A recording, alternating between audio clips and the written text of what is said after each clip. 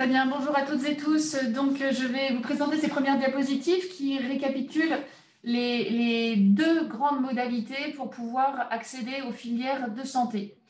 Alors, première information, évidemment, cet accès aux filières de santé est un accès sélectif. Vous le savez, vous avez déjà le prisme de Parcoursup qui vous questionne, je l'imagine, vous, jeunes lycéens et familles des lycéens. Et ensuite, évidemment, on va le voir, il y a des effectifs qui sont définis au niveau national et au niveau régional. Ici, je vais parler donc des deux grandes voies qui sont le parcours accès spécifique santé, le PASS, et les licences accès santé ou LAS. Que ce soit sur le parcours PASS ou sur les licences accès santé, dans les deux systèmes, et on va le voir aussi avec des combinatoires possibles, vous avez toujours deux candidatures possibles aux filières qui vous intéressent en santé au cours du premier cycle universitaire.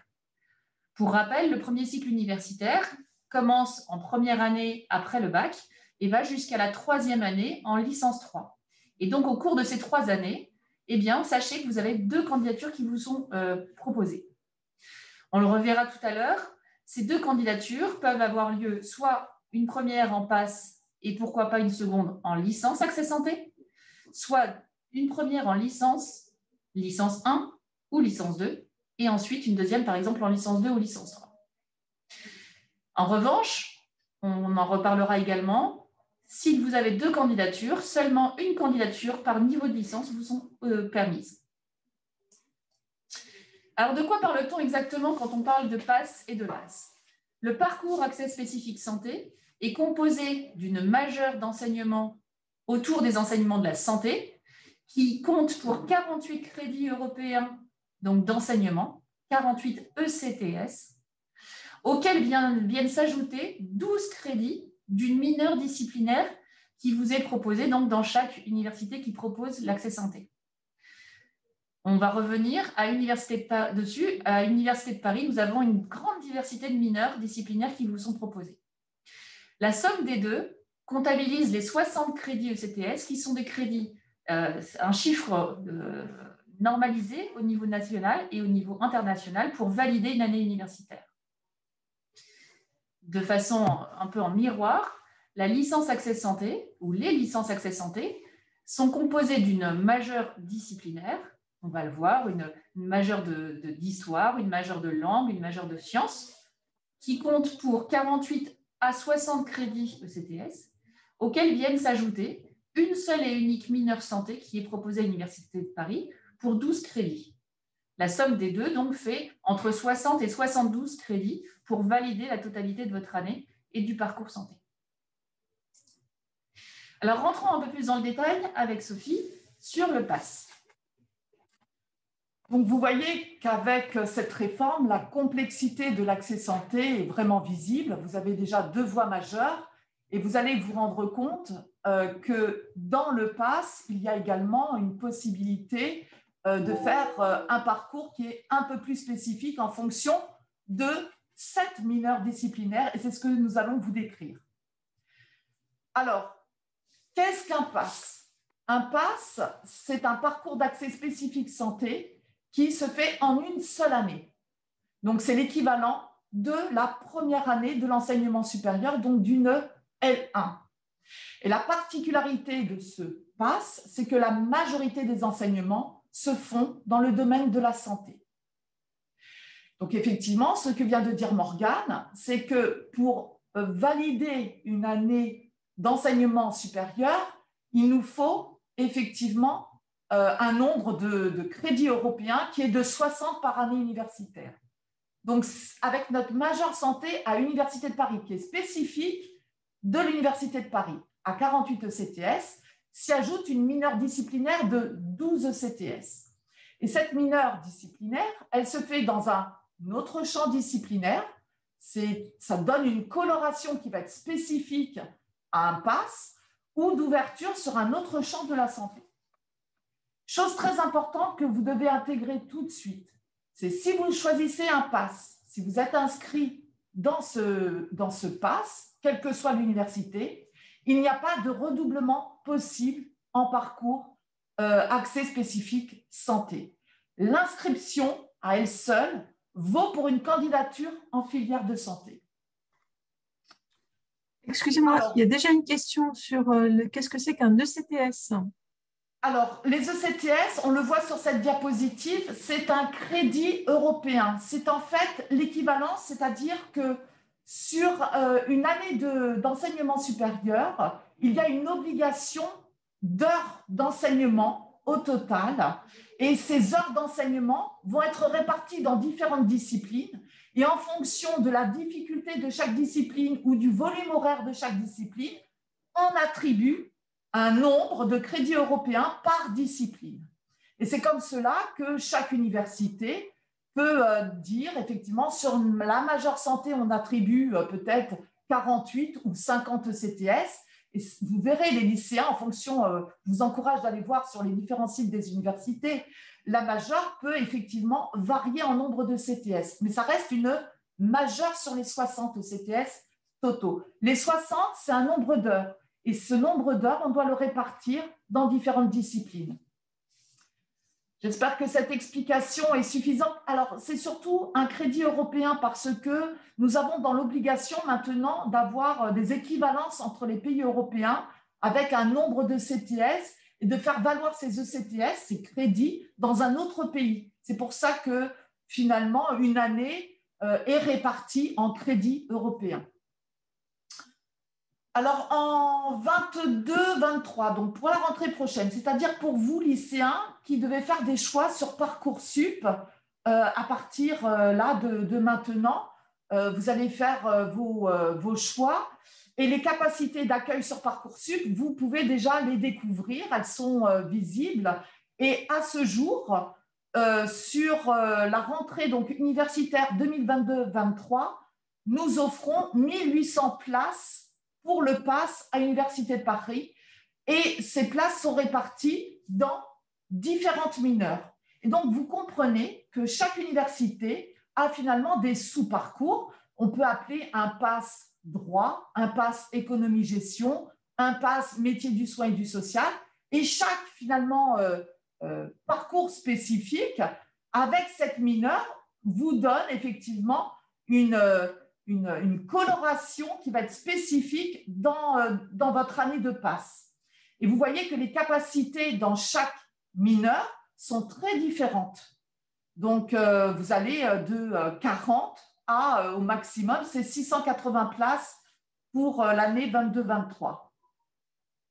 Donc, à partir de là, vous allez effectivement faire le choix d'un PASS sur Parcoursup, d'une université à l'autre. Donc, je vous encourage vraiment à regarder comment s'organise ce PASS, même en regardant sur le site, avoir le nombre de places qu'il y a dans chaque mineur disciplinaire et surtout de choisir cette mineure disciplinaire parce que c'est de votre choix sur Parcoursup qui va en découler ensuite, bien sûr, votre orientation à travers ce PASS, on va le voir, mais surtout en fonction de l'appétence que vous avez dans telle ou telle discipline.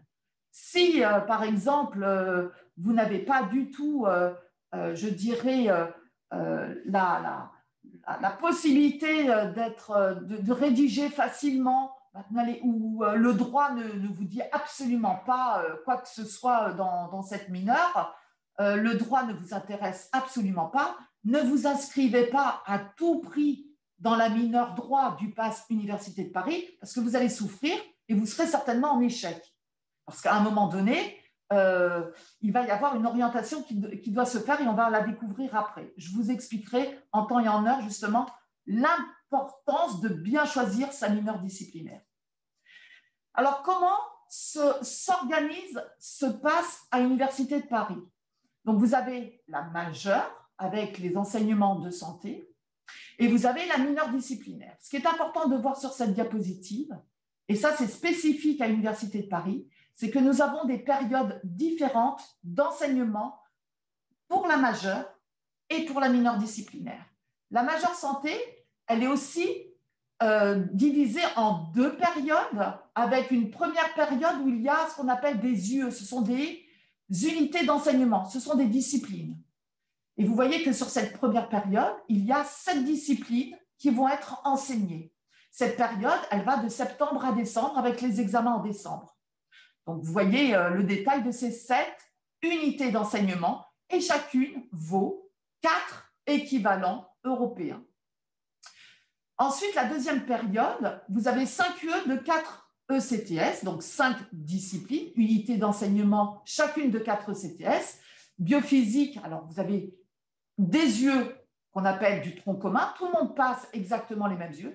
Et ensuite, on a ce qu'on appelle l'UE de filière spécifique. Donc, vous allez en début janvier, c'est-à-dire après les examens de décembre, les étudiants choisissent, en fonction bien sûr d'un module qui permet de connaître ces différentes filières, de choisir les examens dans lesquels ils veulent s'orienter dans telle ou telle filière spécifique. Donc, les différentes filières, c'est médecine, maïeutique, odontologie, pharmacie et la filière kinésithérapie.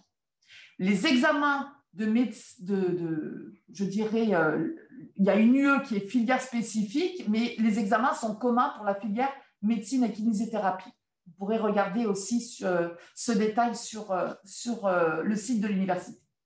Et les examens de cette deuxième période sont en mars. Et c'est uniquement après cette période, ces 2 périodes de la majeure santé, que les étudiants vont vraiment commencer maintenant les enseignements de la mineure disciplinaire. Donc, au choix parmi les 10 qui sont sur Parcoursup. Il y a, et j'insiste aussi sur ce point, vous choisissez sur Parcoursup une mineure disciplinaire. Une fois que vous l'avez acceptée de façon définitive, vous ne pourrez pas changer. Des étudiants, très souvent en début d'année, demandent à faire un changement de mineure disciplinaire. Ce n'est pas possible. Nous n'avons pas la main sur le choix de la mineure disciplinaire. C'est vous qui le faites sur Parcoursup. Et une fois que vous avez choisi cette mineure disciplinaire, donc les enseignements se font entre mars et avril avec un examen en général début B. Et ce qui fait que tout au long de l'année, on va, bien sûr, vous accompagner pour cette orientation, notamment pour ce choix de filière. On va également avoir, et c'est dans l'obligation d'avoir un module d'anglais, et on vous prépare également pour les oraux, et on va y venir.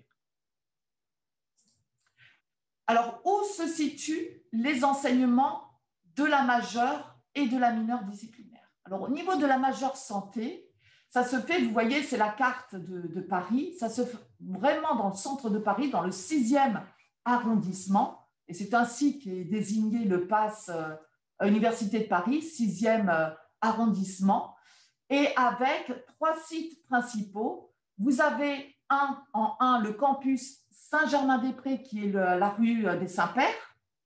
Ensuite, vous avez le numéro 2, c'est le site des Cordeliers, rue de l'École de médecine. Et le numéro 3, c'est le site Observatoire qui se situe avenue de l'Observatoire. Donc vraiment centré dans le 6e. Cette formation, si elle peut se faire en présentiel sur un des 3 sites, nous pouvons offrir la possibilité à chaque étudiant qui est inscrit dans le PASS Université de Paris de choisir finalement la façon dont il veut suivre les enseignements de cette majeure santé. C'est soit en tout distanciel, et parce qu'on prend en compte les problématiques de transport, soit en format hybride, soit en tout présentiel, parce que des étudiants veulent absolument, ont pour différentes raisons, ont besoin de venir sur site pour travailler, être dans un amphithéâtre pour écouter le professeur et être aussi dans les salles de travaux dirigés pour poser directement des questions aux enseignants.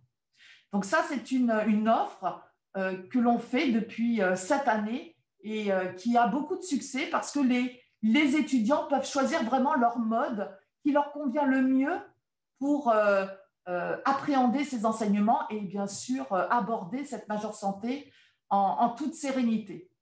Et ensuite, il y a les enseignements de la mineure disciplinaire. Et là, ça va se faire en fonction, bien sûr, du type de mineure disciplinaire. Donc, je vais prendre l'exemple de la mineure droit. Cette mineure droit se fera sous format hybride, distanciel et présentiel au sein de la faculté de droit, bien évidemment.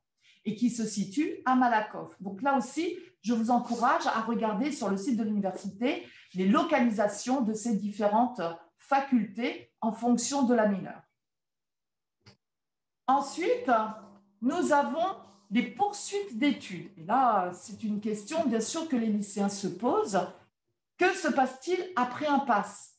Donc, vous avez la majeure plus la mineure. Le premier objectif, c'est de valider l'année et c'est d'avoir les 60 CTS. Une fois que vous avez les 60 CTS, soit, et en fonction du classement, vous avez la possibilité d'intégrer directement une deuxième année de filière santé, ou si le classement ne vous le permet pas, vous allez intégrer une deuxième année de licence à l'Université de Paris ou une autre université de votre choix. C'est possible.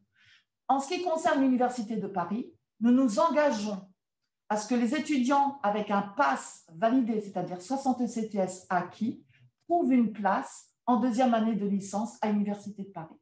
Tout étudiant sera effectivement bien intégré dans une licence, en général en relation bien sûr avec sa mineure disciplinaire. D'où l'importance du choix de cette mineure disciplinaire. Parce que si vous validez le PASS droit, avec la mineure disciplinaire droit, que vous avez les 60 CTS acquis, mais que vous ne pouvez pas prétendre à obtenir une place en deuxième année de filière de santé, vous allez en deuxième année de licence de droit. C'est ça que ça veut dire. Voilà. D'où l'importance du choix de votre mineure disciplinaire sur Parcoursup.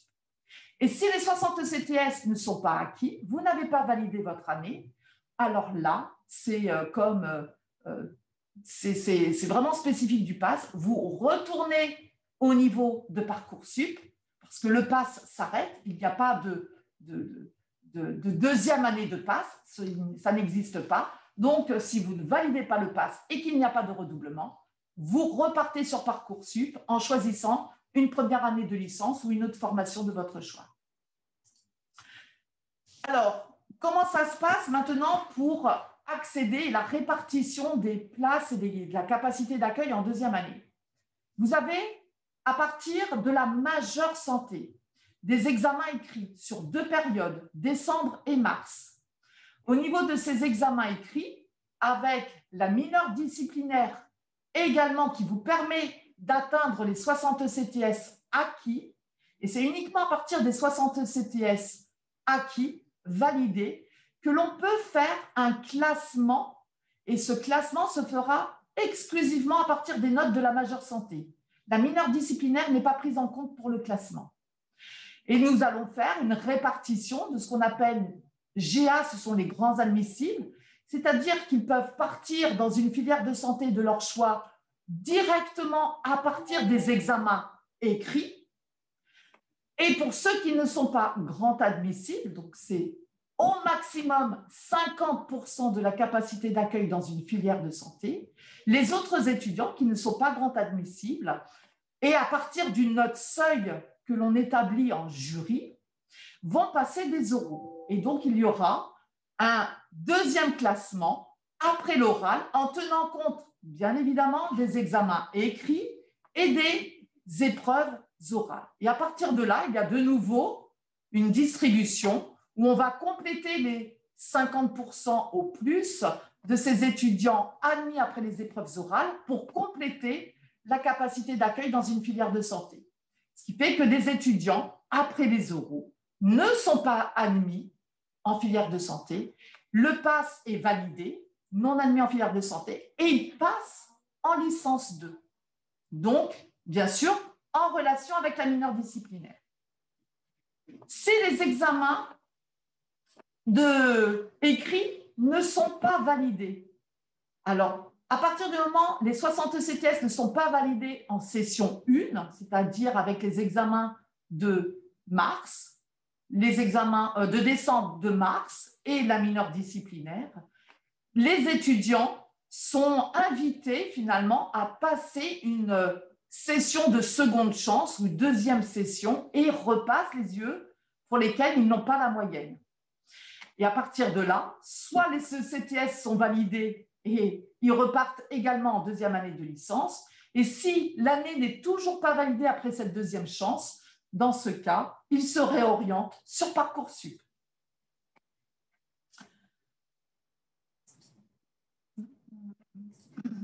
Alors, je vais maintenant, excusez-moi, passer la parole à Morgane qui va vous expliquer l'organisation des licences Accès Santé. Alors, vous avez vu donc comment cela se passait pour le PASS. Pour les licences Accès Santé, que l'on a déjà un petit peu évoqué, eh bien voilà la description finalement de ce qu'est une licence Accès Santé. Une licence Accès Santé, finalement, ça n'est rien d'autre qu'une licence. Une licence classique d'histoire, de géographie, de lettres, de langue, de sciences. C'est une licence, comme vous pouvez les retrouver sur Parcoursup, qui se prépare en 3 années et à laquelle vous allez donc ajouter, travailler et valider des crédits d'enseignement d'une mineure santé pour venir compléter et vous former en santé puisque vous voulez poursuivre en filière de santé.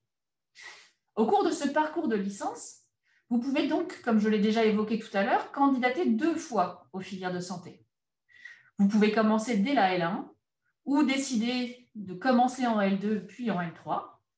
Ou comme on l'a vu tout de suite avec le PASS, puisqu'il y a une porosité entre le PASS et les licences, on peut candidater une première fois au cours du PASS et puis décider de faire acte de candidature une seconde fois en L2 ou en L3. Attention, une seule candidature est possible par niveau de licence, donc au cours du premier cycle universitaire. Les 12 crédits de la mineure santé peuvent être validés à votre rythme. C'est-à-dire que là, vous êtes, pour la majorité d'entre vous, lycéens ou parents de lycéens, et vous pouvez vous questionner sur l'accès en licence. Si l'arrivée en licence est déjà une grande marche à grimper, eh bien peut-être que l'année prochaine, en licence 1, ce ne sera pas exactement le moment de valider toute la mineure santé d'un coup. Donc vous pouvez commencer petit à petit, en ayant pris donc une place sur Parcoursup dans la filière Accès Santé, vous pouvez valider une seule partie de la mineure santé et poursuivre au cours de votre licence 2 ou de votre licence 3. À garder à l'esprit, si vous avez décidé de rentrer dans l'accès santé par le PASS et que vous l'avez validé, mais vous n'accédez pas en filière, comme l'a précisé Sophie à l'instant, eh bien ce PASS validé vaut pour la mineure santé acquise, puisque vous avez réussi la globalité des examens de la majeure santé du PASS, et donc vous pouvez poursuivre en L2. Un point aussi important qui distingue le PASS et les licences Accès Santé. Quand vous vous inscrivez en PASS, l'inscription à l'université en PASS vaut pour candidature. Quand vous vous inscrivez en LAS, vous vous inscrivez dans une filière disciplinaire et peut-être qu'au cours de l'année, vous allez décider de ne pas candidater tout de suite, puisque les examens ne vous le permettent pas ou vous voulez y aller progressivement. Et donc, vous pouvez être dans une filière Accès Santé sans forcément candidater dès l'année de votre inscription. Et ça, c'est important puisque vous réfléchissez et vous positionnez en fonction de votre parcours individuel. Alors, à l'Université de Paris, eh bien, quand on parle des licences Accès Santé, c'est une grande variété de formations que nous vous proposons. En 2022-23, donc pour la rentrée prochaine et ce qui est publié sur Parcoursup, nous proposons donc 610 places dans différents parcours de licence, vous voyez, qui touchent aux sciences humaines et sociales, aux sciences expérimentales, aux mathématiques, à la science de la vie, mais également aux langues. Et donc, selon vos spécialités que vous avez conservées au lycée, eh bien, vous pouvez identifier quelles sont les licences qui vous intéressent et dans lesquelles vous souhaitez vous engager. L'idée, bien évidemment, est de passer de l'enseignement secondaire à l'enseignement supérieur en étant en réussite. Donc, trouvez ce qui vous correspond le mieux, là où vous allez vous épanouir pour être à l'aise à la fois dans la discipline, travailler dans la licence, et donc pouvoir vous saisir en parallèle de la mineure santé. En plus de ces places à l'Université de Paris, nous sommes en partenariat, bien sûr, avec l'INALCO, qui propose une grande variété de places dans des parcours de langue qui peuvent également vous intéresser. Donc, vous voyez, on a là vraiment une grande diversité des accès en santé qui sont possibles via les licences disciplinaires. Alors, de quoi parle-t-on finalement en termes d'enseignement? Eh bien, j'ai envie de vous dire d'une grande diversité d'enseignements. Selon les licences que j'ai précisées juste avant, eh bien, vous allez avoir des enseignements très variés. Donc, il vous faut vous renseigner sur chacun des portails des différentes licences pour définir le contenu des enseignements et voir si ces enseignements vous correspondent. Il vous faut donc vraiment aller regarder précisément dans chaque formation qui peut vous intéresser. La mineure santé, quant à elle, c'est donc piloté par la faculté de santé. On peut tout de suite vous parler des disciplines qui sont abordées. Et vous allez retrouver 8 disciplines qui sont des disciplines classiques que l'on retrouve dans la majeure santé du PASS et que vous allez donc étudier, valider par des examens pour avoir ce bagage nécessaire à la poursuite en accès santé et surtout à la réussite en accès santé. Bien évidemment, ce serait très difficile d'arriver en deuxième année sans avoir ce bagage-là. Et tout au long de l'année également, nous vous accompagnons sur les aspects d'orientation et de préparation aux épreuves orales qui peuvent également concerner des étudiants de licence accès santé. Au niveau de la localisation et des modalités d'enseignement, de la même façon, chaque licence a ses propres modes de fonctionnement et lieux de fonctionnement. Donc, je vous encourage à aller voir le portail de chaque licence qui peut vous intéresser pour savoir où cela se passe. Et pour la mineure santé, eh bien, c'est organisé en e-learning, donc en autonomie, avec des moments d'échange avec les enseignants, avec des moments également de travail avec le tutorat sur lequel on reviendra, qui vous accompagne aussi pour l'acquisition des connaissances de la mineure santé. Et une fois de plus, ce e-learning, vous le faites à votre rythme. Vous pouvez ne valider qu'une seule, 2 ou 3 disciplines sur les 8 que j'ai mentionnées juste avant, année après année, pour progressivement acquérir ces connaissances. En termes de poursuite d'études après une licence accès santé, eh bien, c'est le même schéma finalement que celui du PASS. Soit après la réussite, la validation de vos crédits de la licence et de la mineure santé, vous candidatez en filière, vous êtes classé en rang utile et vous pouvez accéder à la deuxième année de santé. On va voir selon quelle modalité. Soit ça n'est pas le cas, vous avez validé votre année de licence, mais vous n'accédez pas à la filière de votre choix. Et donc, vous pouvez poursuivre en deuxième année de la licence disciplinaire que vous avez choisie, d'où l'importance de bien choisir sa licence disciplinaire aussi. Si vous êtes engagé, par exemple, en licence de chimie, eh bien, vous allez poursuivre en licence 2 de chimie. Et vous pouvez d'ailleurs continuer à acquérir et à travailler votre mineure santé pour un futur accès en santé l'année d'après. Ou si vous n'avez pas validé votre année ou que ça ne correspond pas à ce qui vous intéresse, eh bien, vous pouvez changer, vous réorienter sur Parcoursup et vous inscrire dans une autre première année de licence qui, cette fois-ci, attention, ne sera pas avec un accès santé, puisqu'on ne peut pas, comme je vous l'ai dit, candidater 2 fois dans le même niveau de licence. Selon le même schéma que précédemment présenté pour le PASS, c'est bien pour les licences accès santé, même chose.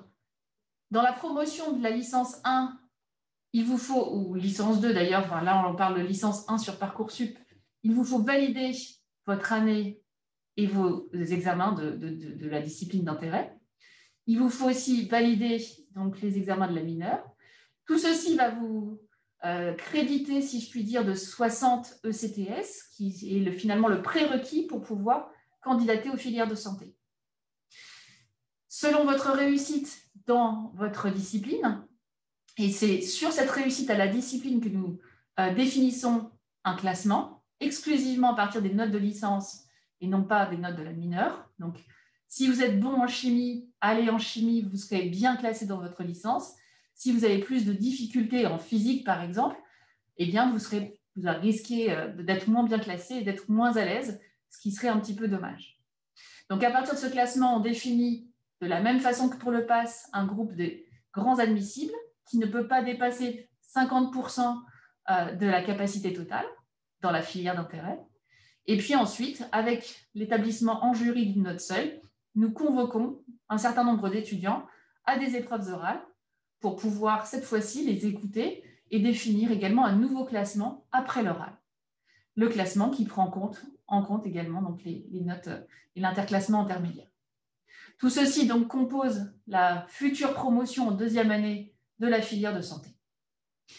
Si les étudiants ne sont pas admis en filière de santé, ils ont pour autant validé leur année de licence et donc sont titulaires des 60 crédits de la L1, ils vont donc se voir proposer une place dans la licence 2 de la même discipline. Gardez à l'esprit de la même façon que si le pass ne se redouble pas, il vous propose quand même une session seconde chance. Les licences, c'est la même chose. Vous pouvez avoir une session seconde chance.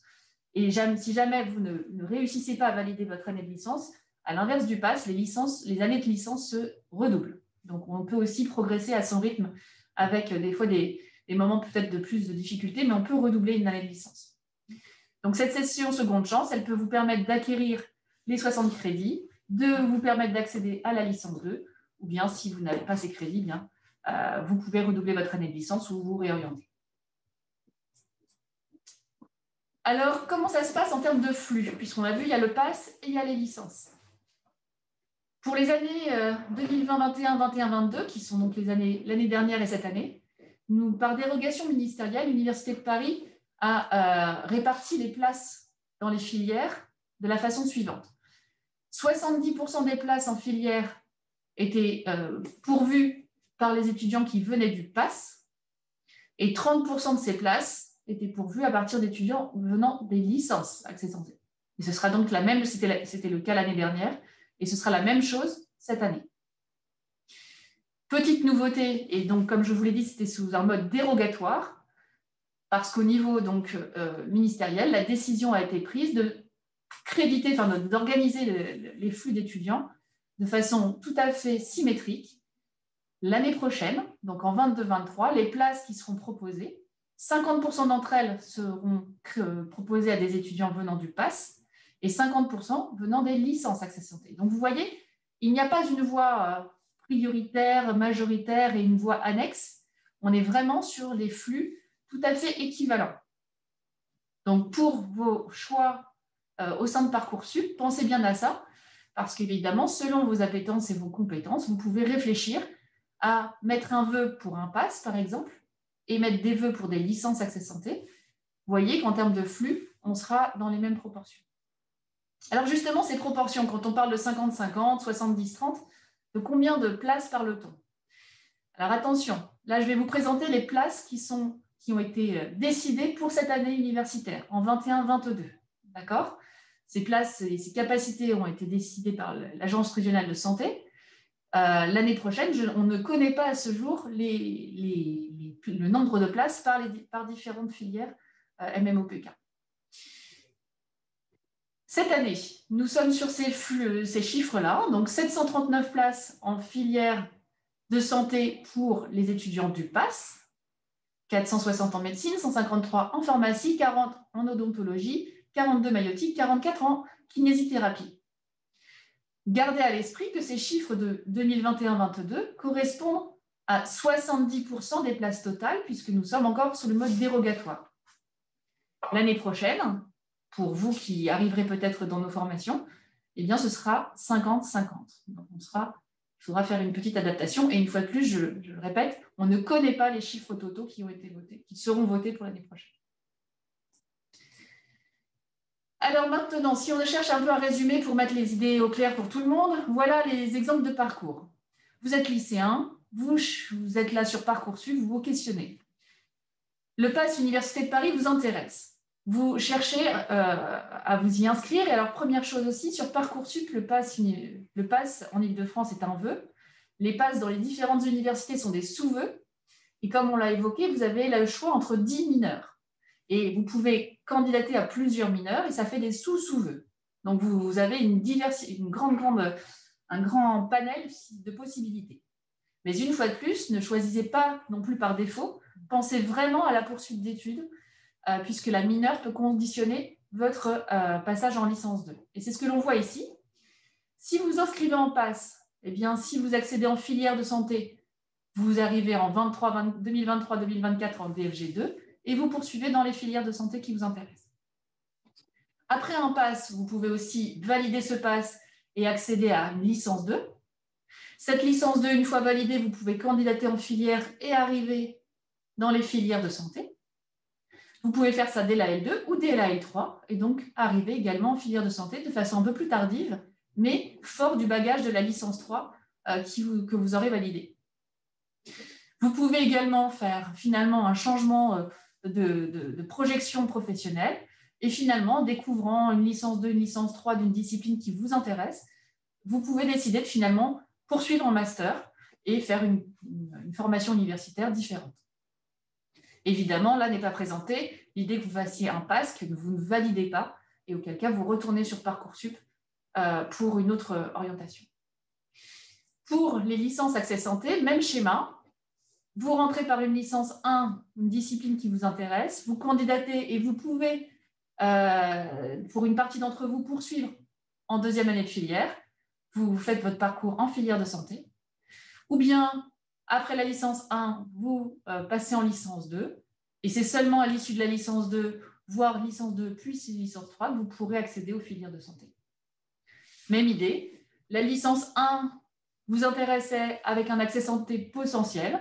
Et puis, vous avez découvert finalement toute une discipline et finalement, vous changez d'orientation dans votre projet professionnel, vous poursuivez en licence, vous continuez, pourquoi pas en master, et vous acquérez comme ça un certain nombre de compétences dédiées à la discipline. Merci Morgane. Est-ce qu'on a 2 petites questions? L'acronyme DFGS2, et Oui. c'est quoi DFGS? Alors, c'est diplôme de formation générale en santé. En santé, et après, vous avez santé, médecine. C'est pas santé, c'est sciences. Ensuite, vous avez sciences médicales, sciences pharmaceutiques, donc SM, SP, SO pour odontologie et SMA pour maïeutique. Donc, en fait, on rentre dans le cursus de filière de santé avec un premier cycle, pareil, qu'on appelle le diplôme de formation générale. Et ensuite, on est après le DFA, on entre dans le deuxième cycle à partir donc effectivement de la 4e année, et c'est le diplôme de formation approfondie. D'accord? Donc là, on est dans le général, et là, on est dans l'approfondi. Ça veut dire qu'on est rentré en filière de santé à partir du DFG. Très bien, merci. Alors, donc, on va poursuivre maintenant pour vous préciser les prérequis pour pouvoir bien réussir, surtout en PASS et en licence Accès Santé. C'est Sophie qui va vous détailler tout ça. Oui, parce que les grandes questions que nous avons, alors à travers les salons, à travers les visites dans les lycées, c'est effectivement les prérequis entre PASS et LAS, c'est comment choisir entre PASS et LAS. Donc, j'imagine que les lycéens attendent effectivement quelques conseils pour cela. Alors, et là, nous sommes effectivement dans une réforme du baccalauréat avec réforme du lycée et notamment avec des spécialités qui sont en première et une spécialité à abandonner pour n'en garder que 2 en classe de terminale. Donc, nous n'avons pas beaucoup de recul pour vous donner effectivement quels sont les prérequis pour s'assurer d'avoir un PASS, en tout cas, qui serait validé avec des disciplines très scientifiques et dans le domaine de la santé. Quoi qu'il en soit, et quand on voit le profil des étudiants que nous avons dans le PASS actuel, et avec des résultats qui sont sortis là sur le premier semestre, on ne va pas vous cacher, c'est en grande majorité, bien évidemment, les spécialités scientifiques et entièrement scientifiques. Alors ensuite, il y a différentes combinaisons possibles. Mais quoi qu'il en soit, ça reste des spécialités scientifiques. Alors, bien évidemment, c'est pour cela que l'on vous dit, au niveau de la première, alors, je ne sais pas s'il y a des lycéens encore qui nous écoutent, qui sont en première, ou si ce sont principalement en terminale, mais il faut privilégier le socle scientifique, avec mathématiques, physique-chimie, sciences de la vie et de la terre. Quoi qu'il en soit, certains, et on l'a vu, ont dès la première une spécialité autre, soit humanité, philosophie ou sciences de l'ingénieur. Et à cela, ensuite, vous devez effectivement laisser tomber, je dirais, une spécialité pour la terminale. Donc, vous ne conservez que 2 spécialités. Et la question, c'est laquelle je dois arrêter si je veux m'orienter vers un PASS ou une licence Accès Santé. Mais là, on est sur le PASS. Et alors, ce qu'il y a, c'est qu'on vous recommande quand même de garder les spécialités scientifiques avec ce socle scientifique avec effectivement maths, SVT, maths, physique, chimie ou physique, chimie, SVT. Et surtout, je vous encourage à regarder, parce que vous pouvez choisir le PASS dans telle université, un PASS dans une autre université, regardez les yeux de la majeure santé, notamment par rapport peut-être aux ECTS, celles qui ont un ECTS. Nous, on a mis des ECTS totalement équivalents pour toutes les UE. Mais il y a certaines universités qui ont mis un grand poids, par exemple, pour la biologie, il y a un très faible poids pour les maths et la physique. À l'Université de Paris, le poids est identique pour tout le monde. Donc, ça veut dire qu'il faut aussi bien réussir dans des disciplines biologiques, dans des disciplines notamment avec les mathématiques ou la physique et la chimie. Par exemple, une université, je crois qu'il n'y a même pas de physique dans le PASS. Donc, effectivement, physique-chimie en spécialité peut être abandonnée pour la terminale si vous candidatez dans cette université où il n'y aura pas de physique. Ce qui n'est pas le cas à l'Université de Paris. C'est pour cela que nous vous encourageons vraiment à garder ce socle scientifique. Ensuite, vous pouvez bien sûr compléter, si vous abandonnez les mathématiques, avec l'option maths complémentaire, maths expert. Et si vous êtes en terminale et que vous avez abandonné une des deux spécialités scientifiques et que vous avez gardé une spécialité autre, alors on a également cette année ce cas de figure qui est minoritaire à l'Université de Paris. Et pour l'instant, nous n'avons pas encore le recul sur la réussite de ce type de parcours. Mais moi, personnellement, je vous encourage à garder vraiment le socle scientifique pour le prérequis pour le PASS. Alors, pour les LAS, alors ça va être très dépendant de la licence disciplinaire. Ce que disait Morgane, il y a autant de licences que de disciplines. Il y a des licences littéraires, des licences scientifiques, des licences de sciences humaines et sociales, de sciences sociales, donc autant de licences. Donc là, vous prenez finalement la licence disciplinaire pour laquelle vous avez une appétence tout à fait particulière, vraiment qui vous intéresse, où vous excellez. Et donc, à partir de là, effectivement, c'est les spécialités de classe de première en fonction, bien sûr, de vos goûts et de votre projet de formation. Et ce qui fait que les spécialités de classe de terminale vont dépendre de chacune de ces licences. Là, nous n'avons pas vraiment de conseils à vous donner parce que ce sont les prérequis de ces licences et que ce soit une licence disciplinaire avec ou sans accès santé, ce sont les mêmes prérequis. Donc, surtout, regardez sur Parcoursup quels sont les attendus de chaque licence pour que vous puissiez candidater dans une licence accès santé, mais selon les attendus de la licence disciplinaire. Ça ne sera pas l'accès santé qui mettra finalement un point supplémentaire sur votre dossier. Absolument pas. Alors ensuite, un point qui est très important, c'est comment choisir entre LAS ou PASS. Vous avez vu à travers notre présentation, le parcours accès santé spécifique, c'est une seule année. C'est une seule année et dès lors que vous êtes inscrit, c'est une candidature. Donc, je dirais que c'est comme si vous étiez dans un tunnel et finalement, vous ne pouvez en sortir qu'au bout du tunnel. Donc, il faut quand même, à un moment donné, c'est pour ceux qui sont sûrs de vouloir candidater en santé. Une licence accès santé, bien sûr, vous pouvez être tout à fait certain aussi de vouloir candidater en filière de santé, mais vous voulez peut-être prendre un peu plus de temps parce que vous pouvez le faire, comme l'expliquait Morgane, vous n'êtes pas obligé de faire une candidature dès la première année, qui est la grande différence. Vous pouvez la faire et attendre la deuxième année de licence. Et puis, c'est surtout par rapport à l'appétence que vous avez pour telle ou telle discipline. Et là, vous avez autant de choix possibles, finalement, d'accès santé en fonction du nombre de licences qu'offre telle ou telle université. Ça, c'est important. Sur l'Université de Paris, nous avons plus d'une vingtaine de licences qui permettent cet accès santé. Donc, avec des profils très différents. Alors ensuite, pour vous, lycéens, on est au fin janvier. Comment vous pouvez vous dire, est-ce que je vais choisir PASS ou LAS? vous devez surtout bien vous connaître et surtout connaître votre méthodologie de travail. Et vous devez avoir déjà une méthodologie de travail en terminale. Est-ce qu'elle est adaptée ou pas à un PASS ou à une LAS? Alors, il suffit peut-être sur un temps très court, vous dire le PASS, je suis dans un tunnel et je dois foncer parce que je suis déjà dans cette candidature. Donc, il y a un rythme soutenu, effectivement, et qui est intense. Donc, peut-être, là, en étant en terminale, vous pouvez vous tester sur un rythme très soutenu, notamment par rapport à vos cours, par rapport aussi à la capacité de votre apprentissage. Est-ce que votre méthode de travail, jugez-vous déjà vous-même, est-ce que votre méthode de travail est efficace en terminale?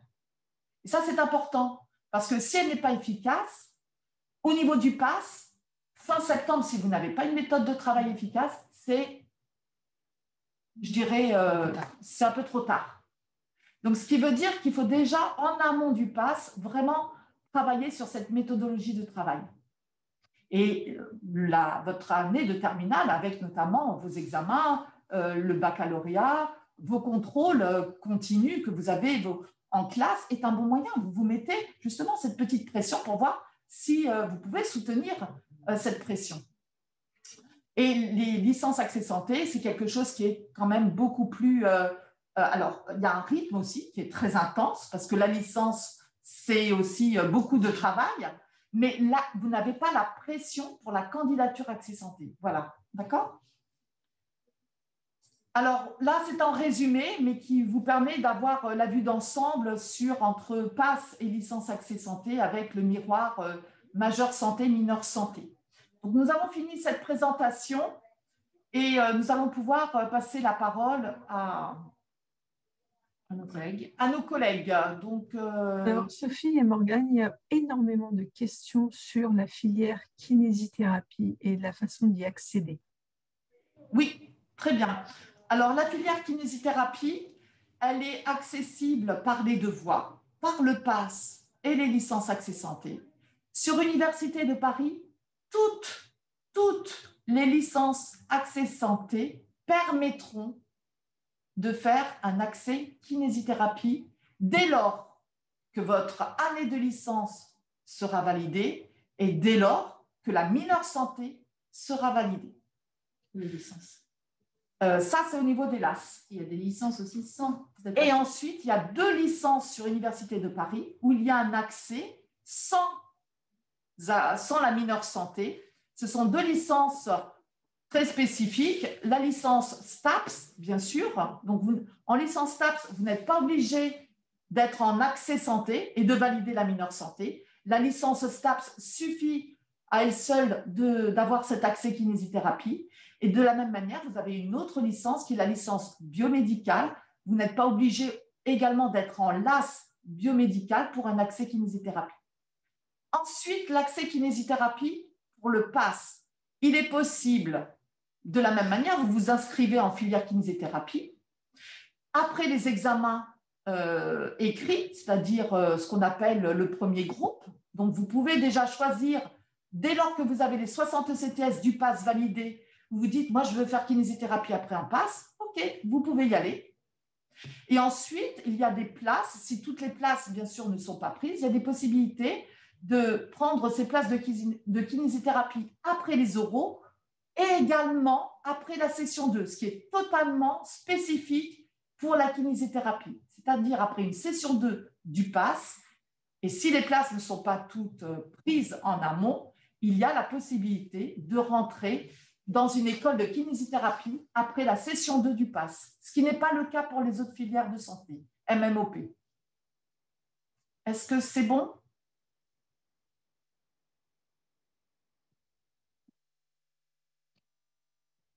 Y a-t-il d'autres questions ou on laisse peut-être la parole? Alors, on a des questions sur l'examen des candidatures dans Parcoursup. Qu'est-ce qui est pris en compte, les notes, le logement de l'étudiant au moment de son inscription, les activités extrascolaires, la lettre de motivation. Alors, ça, comme pour toutes les formations que vous allez renseigner sur Parcoursup, la lettre de motivation, le parcours que vous projetez sont des points importants. vous êtes très nombreux à déposer des candidatures, que ce soit pour le PASS, on avait plus de 20 000 dossiers l'année dernière. Pour les licences également, vous êtes très nombreux. Nous vous encourageons vraiment à travailler cet aspect de la motivation. Ensuite, nous regardons les fiches à venir qui sont transmises par les établissements scolaires et nous regardons bien évidemment les notes de contrôle continu, notes de première, votre année entière de première, les notes des 2 premiers trimestres de votre terminale, les notes du bac de français. Attention aux notes de français, c'est très important, c'est une épreuve nationale et qui montre aussi votre capacité à établir une problématique et à rédiger. Et il y a un point qu'on n'a pas vraiment développé ici, mais dans une des épreuves du PASS et de la mineure santé, vous avez des épreuves rédactionnelles. Tout n'est pas exclusivement sous forme de QCM, donc de questions à choix multiples. Vous avez également des épreuves rédactionnelles, donc votre note de français nous indique votre capacité à rédiger également, donc c'est un point important.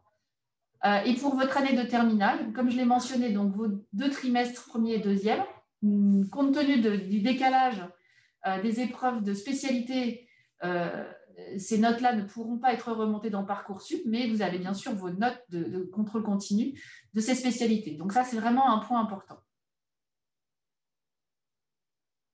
Autre point qui est à préciser par rapport aux questions des étudiants, c'est de vous indiquer que les capacités d'accueil vous ont été présentées pour cette année.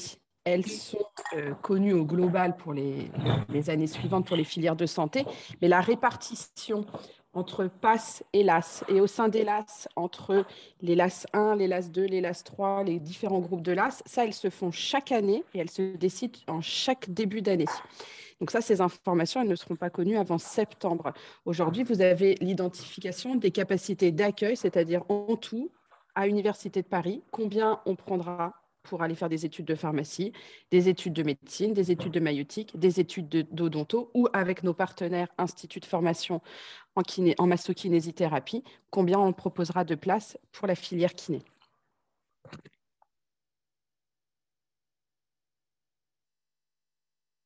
Donc, je regarde un petit peu les questions du module questions-réponses. Je pense qu'il y a un certain nombre de points qui ont été abordés au cours de cette présentation. La notion des options de maths complémentaires, maths experte n'est pas un prérequis absolu, pourvu que vous ayez un bagage scientifique suffisant. Donc ça, c'est un point important. Il faut que vous vous sentiez à l'aise parce que malgré tout, les mathématiques sont importantes aussi pour vous éduquer, si je puis dire, à la méthodologie de travail. Pour ce qui est de la sélection des différentes mineures, donc vous pouvez demander et candidater au PASS avec différentes mineures en termes de sélection des étudiants. Comme je l'évoquais, l'année dernière, nous avons eu 20 000 dossiers. Il y a eu un classement entre un premier et un 20 millième.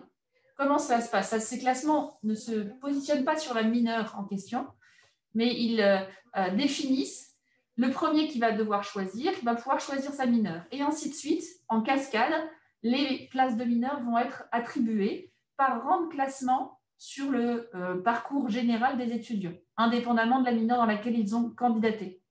Et donc, peut-être que vous allez être, un élève va être classé, par exemple, 5000 ou 6000e, avec une possibilité de différentes mineures. Mais si toutes les places d'une mineure A ont été déjà attribuées, eh bien, il se verra appelé peut-être pour la mineure B. Et donc, du coup, il faut vraiment aussi penser au type de mineur que vous cherchez à présenter. Alors, il y a beaucoup de questions sur les spécialités première, terminale, entre est-ce qu'on réussit mieux avec maths, physique, chimie ou physique, chimie, SVT. On a beaucoup de questions de ce type. Alors, ce qu'on a observé, c'est que pratiquement à part égale, nous avons des étudiants avec ces 2 profils. Et les 2 profils réussissent aussi bien. Donc, ce qui est important, ce que les lycéens doivent bien comprendre, c'est ce choix finalement d'abandon d'une spécialité, c'est surtout en fonction de votre appétence. Garder mathématiques alors que vous êtes moins à l'aise en mathématiques qu'en physique-chimie, ce serait un peu dommage parce que ça va forcément se répercuter sur vos notes et de fait, sur votre dossier Parcoursup, ça se verra. Donc, les 2 spécialités que vous devez conserver pour la terminale, ce sont les 2 spécialités où vous dites « je me sens très à l'aise » et c'est à partir de ces 2 spécialités certainement que j'aurai les meilleures notes en terminale. Il ne faut pas choisir forcément une spécialité l'une ou l'autre. C'est vraiment en fonction de votre appétence, de votre esprit de logique, de votre capacité de travail dans telle ou telle discipline, de compréhension qui va vous permettre de réussir les 2 spécialités de terminale et d'avoir finalement le meilleur dossier possible pour essayer de poser votre candidature dans un PASS. Parce que, bien évidemment, ce sont, comme Morgane vous l'a précisé, ce sont les notes. On regarde aussi la fiche à venir et on prend en compte vos notes par rapport à la classe. Il y a un certain nombre de questions aussi par rapport aux spécialités non scientifiques. Si vous avez pris des spécialités non scientifiques, mais qu'elles sont aussi accompagnées par des spécialités scientifiques, cela peut vous accompagner dans votre parcours. Si en revanche, vous n'avez pas du tout de socle scientifique, ce n'est pas tant le problème d'accéder au PASS, mais c'est de réussir en PASS. Donc, il est vraiment important, et c'est notre rôle de pédagogue, que de vous mettre dans des situations donc, de réussite universitaire. Et si vous avez, par exemple, un socle principalement ou littéraire ou sciences économiques, allez vers une licence de ces disciplines avec un accès santé pour pouvoir poursuivre et travailler votre projet et pourquoi pas accéder en santé dès la L1 ou la L2. Alors, il y a des questions sur le tiers-temps. Il y a toujours des tiers-temps aussi à l'université, bien sûr, sur des conditions spécifiques. Mais voilà, qui est tout à fait organisé comme au lycée. Pour faire un choix entre PASS et LAS, et on va peut-être après arrêter, laisser la parole, on vous a donné un petit peu des clés de compréhension. Vous pouvez donc déposer des vœux Parcoursup tant pour le PASS que pour les licences Accès Santé. Donc ça, ce sont des vœux différents et ça compte bien évidemment pour 2 vœux à l'Université de Paris. Si vous tentez plusieurs licences Accès Santé, c'est plusieurs vœux à chaque fois. Voilà, on va peut-être laisser la parole à nos collègues qui voulaient également vous présenter quelques diapositives. On va arrêter le diaporama.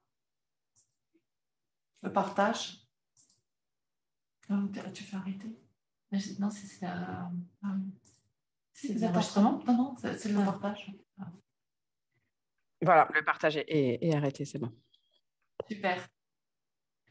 En tout cas, merci de votre présence à toutes et tous. On va laisser les collègues partager leur diaporama et nous avons ici un certain nombre d'étudiants aussi qui nous accompagnent dans cette belle aventure, les étudiants du tutorat qui vont prendre la parole tout à l'heure.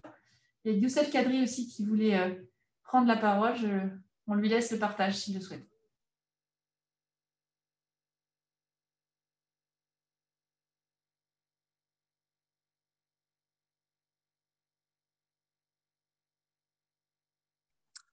Ça n'a pas l'air de fonctionner tout de suite.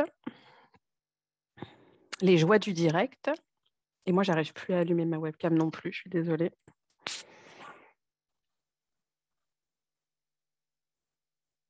Par rapport à toutes les questions aussi qui ont été posées, avec cette réforme de l'accès aux études de santé, ce qui est important de savoir, c'est qu'aujourd'hui, ça passe par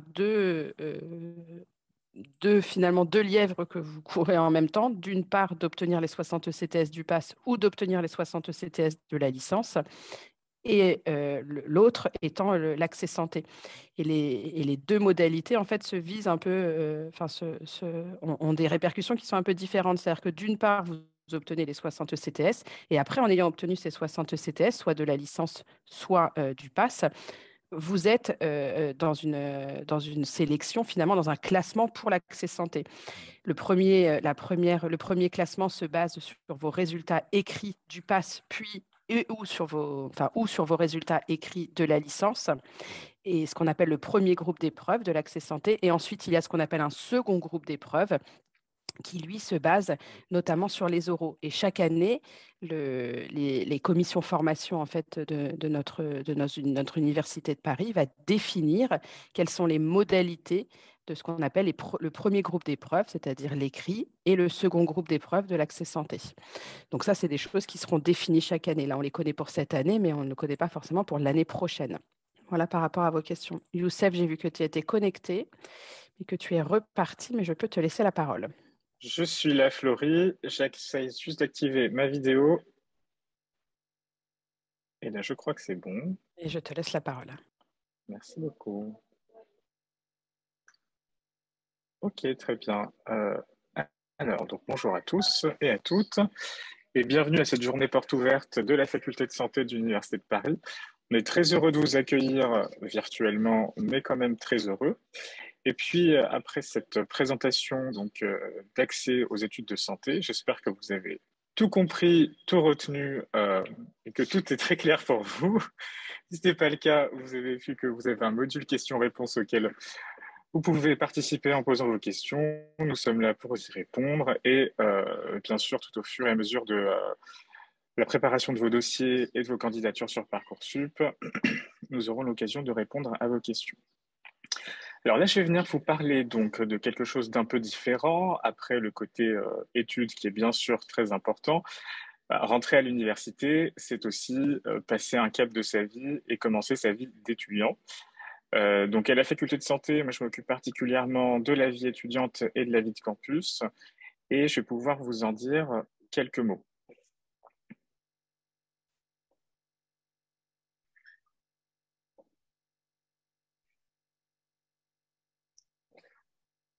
Alors, donc, la vie étudiante et la vie de campus. Donc là, a priori, vous allez arriver à l'Université de Paris en LAS ou en PASS.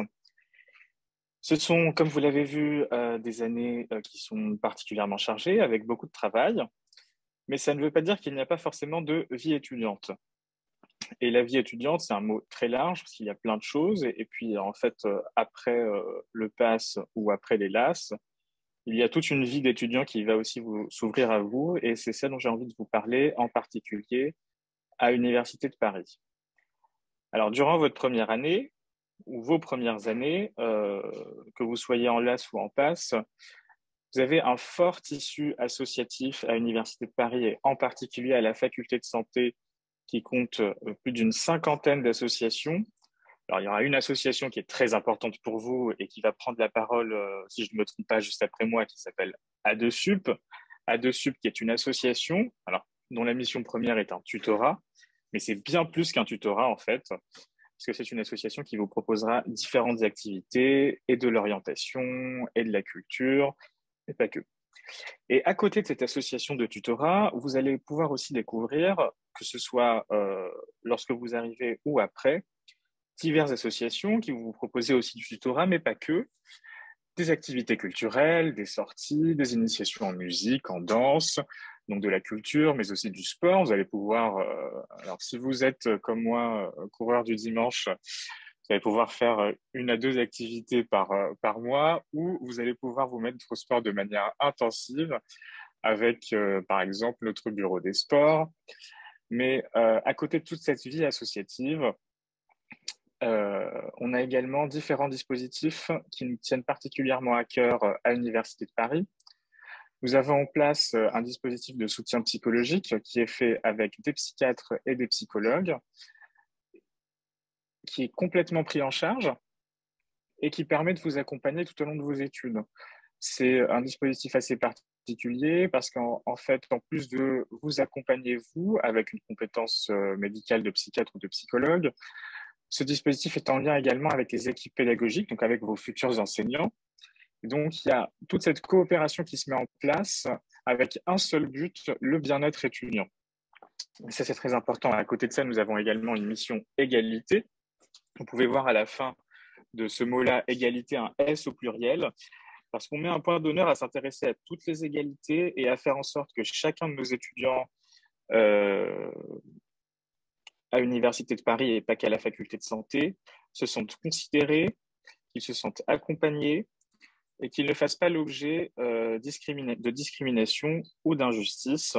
Et que si c'est le cas, il faut l'accompagner et c'est le but de cette mission.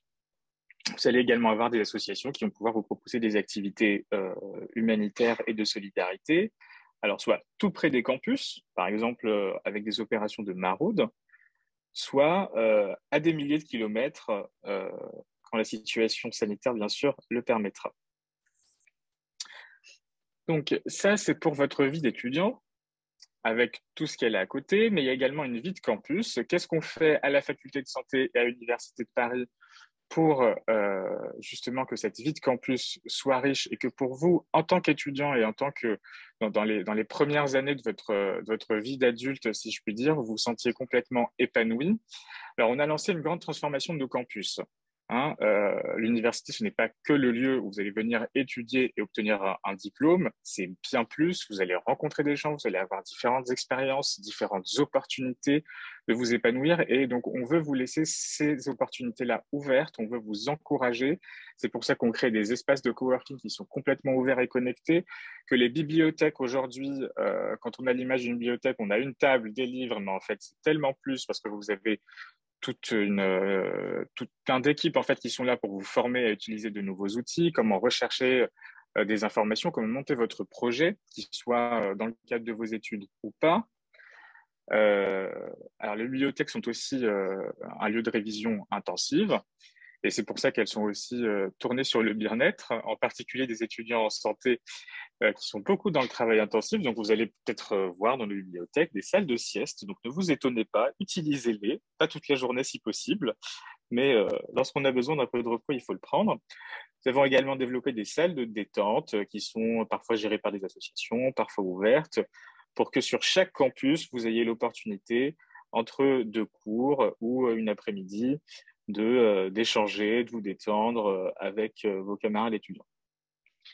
Et comme je vous le disais tout à l'heure, en plus en fait de vous donner les moyens pratiques avec toutes ces salles et toutes ces transformations qu'on essaye de faire au fur et à mesure, on favorise également l'engagement et l'initiative étudiante. Donc, si vous arrivez en LAS, on passe et que vous finissez par exemple étudiant en maïeutique ou en médecine ou en pharmacie, ça ne veut pas dire que toute votre vie, vous n'allez faire que de la maïeutique, que de la médecine ou que de la pharmacie. Vous serez futur professionnel de santé, mais vous pourrez acquérir bien plus de compétences transversales à l'Université de Paris si, par exemple, vous décidez de vous engager dans une association humanitaire ou dans une association de tutorat. Vous pouvez également avoir un petit esprit entrepreneurial. Vous avez envie de monter votre projet, peut-être de monter votre petite entreprise, peut-être plus grande plus tard.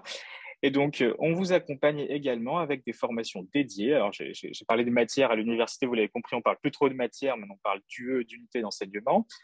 On a, par exemple, une UE qui est dédiée à l'engagement, dans laquelle, en fait, un étudiant qui a envie de s'engager, on va reconnaître cet engagement comme si c'était une UE de mathématiques, par exemple. Donc, il va y avoir une évaluation, une note, un rapport, et c'est compté dans la moyenne de l'année pour parler simplement. Pareil avec l'entrepreneuriat. Donc, on peut vous accompagner en vous formant sur le monde de l'entreprise, comment développer sa propre activité. Et donc, le but, c'est que à chaque étudiant, quel que soit son parcours, quel que soit d'où qu'il vienne, dans notre faculté, à la faculté de santé de l'Université de Paris, vous trouviez une porte ouverte à chaque projet, chaque parcours, et que à la fin, vous vous épanouissiez en tant qu'étudiant, en tant qu'adulte et en tant que futur professionnel de santé. Voilà. Je vous remercie pour le petit temps que vous m'avez accordé. Bien sûr, on continue à répondre à vos questions sur le module questions-réponses. Et je crois que je laisse la parole à dessus, il me semble.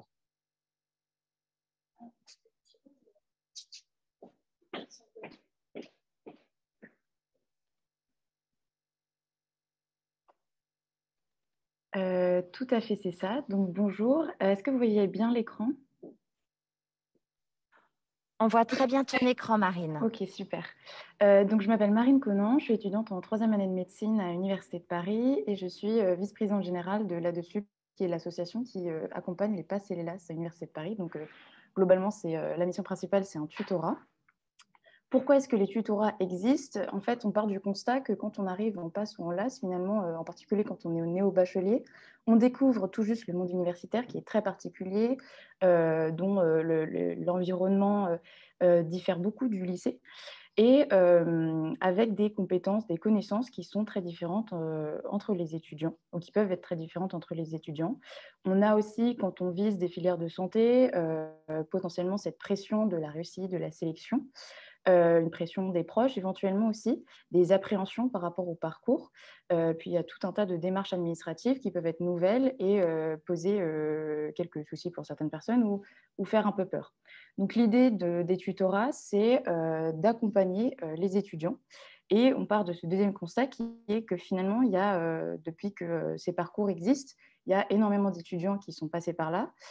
Donc l'année prochaine, il y aura 1800 passes et il y a beaucoup de LAS, ce qui fait que chaque étudiant a vécu au moins une des situations que vous allez vivre et donc est en mesure de vous accompagner par rapport à ce problème. Si vous avez un problème de bourse, si vous avez eu un problème pour trouver votre méthode de travail, si vous avez un problème en chimie, il y a toujours un étudiant qui sera en mesure de vous accompagner par rapport à ça. Donc l'objectif commun des tutorats qui existent dans chacune des universités en France, c'est de soutenir et accompagner les PASS et les LAS et de faire en sorte que les difficultés de chacun entravent ENT le moins à leur réussite, donc via un accompagnement qui est pédagogique, donc le tutorat, mais aussi un accompagnement psychologique et puis surtout le plan de l'orientation et la réorientation, parce que quand on arrive en PASS ou en LAS, on n'est pas forcément sûr du projet professionnel qu'on veut avoir après. Donc l'association, elle existe depuis assez longtemps puisque c'est la fusion de deux tutorats des universités de Paris-Descartes et Paris-Diderot, donc qui a accompagné les PACES depuis 2005.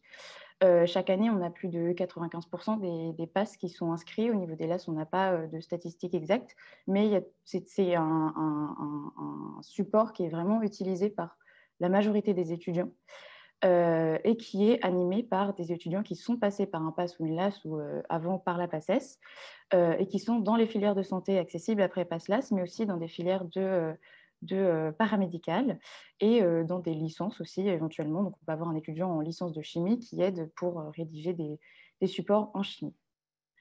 L'idée du tutorat, c'est donc l'accompagnement pédagogique. Donc, l'intérêt, c'est qu'il ne faut pas oublier, et ça, c'est important de le retenir, c'est que les professeurs, l'université, accompagnent les étudiants. Donc, il y a des supports qui sont proposés, il y a des cours magistraux, il y a des enseignements dirigés, il y a des séances de questions-réponses éventuellement, il y a peut-être des QCM qui vont être faits, il y a des forums Moodle où les professeurs peuvent répondre aux questions. Donc ça, il y a quand même toute une base pour les étudiants, parce que c'est la formation de l'université. Maintenant, il est possible qu'un étudiant veuille avoir plus d'entraînement, veuille avoir un entraînement ou une version du cours qui est donnée par un étudiant parce que le regard étudiant, c'est un étudiant qui est passé par le PASS ou la LAS et qui sait ce qui peut poser problème, qui sait quelles sont les notions vraiment pointilleuses et qui peut-être va faire des exercices qui sont ciblés sur justement ces points épineux pour faire en sorte que les étudiants, après eux, maîtrisent ces notions. Donc voilà, donc l'idée du tutorat, c'est d'arriver en supplément par rapport à ce que propose la faculté. Donc on va avoir une pré-rentrée avant chaque début de semestre. On a des examens blancs qui sont relus par les professeurs ou voire les professeurs collaborent en rédigeant des questions. On a des groupes de travail qui ressemblent aux enseignements dirigés. Donc l'idée, c'est de mettre des petits groupes d'étudiants dans une salle avec un tuteur pour corriger des exercices et répondre aux questions. On a des fiches de cours dans les cours où c'est nécessaire, des polycopies d'exercices, des banques de QCM en ligne, les annales et des forums et des permanences de tuteurs qui permettent aux étudiants de poser leurs questions et d'avoir du soutien et de peut-être trouver réponse aux problèmes qu'ils peuvent rencontrer dans l'apprentissage de leurs cours. Donc ça, c'est vraiment un soutien de proximité, même si c'est destiné à toute une promotion. Il y a énormément d'étudiants qui sont investis dans cette structure-là et qui sont à même d'accompagner, ou en tout cas qui essaient d'accompagner au mieux les PASS et les LAS. Donc, je parlais de la pré-rentrée. Plus spécifiquement, on a, parce que ça peut vous intéresser, en PASS et en LAS, on a 2 pré-rentrées. Donc, en PASS, c'est toujours les 2 dernières semaines qui précèdent la rentrée, donc en août, avec des cours magistraux qui permettent de reprendre les bases scientifiques. En particulier, c'est intéressant maintenant surtout parce que déjà on oublie des choses pendant l'été, mais aussi parce qu'on ne choisit pas forcément les mêmes spécialités. Donc, quelqu'un qui n'a pas choisi maths peut se trouver peut-être pas très à l'aise en maths. Donc, l'idée, c'est de reprendre ces bases-là pour qu'une fois qu'il arrive vraiment à la rentrée universitaire, il se sente plus à l'aise par rapport à ça. On corrige aussi des exercices. Il y a plein de conseils méthodologiques parce que l'idée, c'est quand on arrive en passe ou en LAS, d'essayer de trouver sa méthode de travail le plus rapidement pour être efficace. L'intérêt de ces pré-rentrées, que ce soit en passe, que ce soit en LAS, c'est par rapport à ce qu'on pourrait trouver dans des organismes privés, par exemple, c'est l'intérêt principal, à mon sens, c'est que c'est donné par des étudiants qui sont en collaboration avec les professeurs, donc qui connaissent les programmes. Mais en plus de ça, c'est quelque chose qui est fait à l'université. Et mine de rien, quand on arrive en août, après des vacances, qu'on apprend, qu'on découvre où sont les amphithéâtres, où sont les toilettes, où est la cafétéria, où sont les locaux étudiants, qu'on sait à quoi ça ressemble l'université, je peux vous garantir que c'est vraiment un gain de temps et des appréhensions en moins une fois la rentrée arrivée. Donc voilà, donc c'est des tarifs qui sont relativement abordables. Et en LAS, on a 2 sessions, une en août pour reprendre les bases scientifiques et une fin octobre qui propose de s'avancer un peu sur la mineure santé pour ne pas être pris au dépourvu une fois que ça commence. Donc, je parlais de l'accompagnement pédagogique, mais il y a tout un pan qui est hyper important quand on est en passant en LAS, c'est tout ce qui est l'impact psychologique que peuvent avoir ces études où on est un peu sous pression. Et donc, l'accompagnement extra-pédagogique, il est très important pour nous. Donc, on a à la fois des bureaux qui sont ouverts, la présence étudiante est très, très importante pour nous. Donc, on a des bureaux qui sont ouverts sur les 3 campus Accès Santé. Donc des bénévoles qui sont disponibles pour les étudiants. On a des dispositifs de bien-être et de soutien psychologique, un qui nous est propre et d'autres qui sont en lien avec l'université, comme le présentait Youssef Kadri. On a aussi une mission qui a pour vocation d'aider les étudiants dans leur démarche administrative, en particulier les bourses. On fait de l'événementiel, des activités de détente. Et puis, il y a quelque chose qui est pour nous très important, c'est les séances d'information pour les parents, puisque un étudiant, il vit son pass, il vit sa LAS, mais il y a aussi ses parents peut-être derrière lui ou ses proches. Donc, c'est important de comprendre qu'est-ce que c'est l'orientation, qu'est-ce que c'est la réorientation, qu'est-ce que c'est l'examen, qu'est-ce que c'est la pression, la période des révisions, qu'est-ce que ça fait d'avoir des résultats. Et donc, voilà. Donc, l'idée de ce qu'on appelle l'étude parents, c'est ils rythment l'année. Et l'idée, c'est d'accompagner aussi les parents dans ces années ou cette année en fonction des étudiants et de la voie d'accès. Pour les lycéens, et c'est peut-être ce qui pourrait vous intéresser, chaque année depuis à peu près 6 ans, avec le tutorat de Sorbonne Université, on propose ce qu'on appelle les journées découvertes des études de santé pendant les vacances de février. Le but, c'est de présenter les universités d'Île-de-France, les différents programmes, de donner un peu un avant-goût de qu'est-ce que c'est d'être en passe ou qu'est-ce que c'est d'être en LAS, et de pouvoir poser toutes ces questions en amont, découvrir les filières de santé, et pouvoir soit concrétiser son projet, soit se dire est-ce que c'est ça que j'ai envie de faire, est-ce que c'est plutôt du paramédical, est-ce que c'est plutôt de la recherche, est-ce que c'est plutôt autre chose, une CPGE ou autre. Donc voilà, donc il y a 2 sessions qui sont prévues, vous pouvez choisir l'une ou l'autre, et les inscriptions, elles ont lieu sur Internet, donc le flyer est marqué 2021, mais c'est 2022. Voilà. Et je vais laisser, donc ça c'était pour la présentation du tutorat, et je vais laisser Ewen, qui est un ancien étudiant en LAS, qui est aujourd'hui en 2e année de médecine, qui va témoigner sur son expérience en LAS.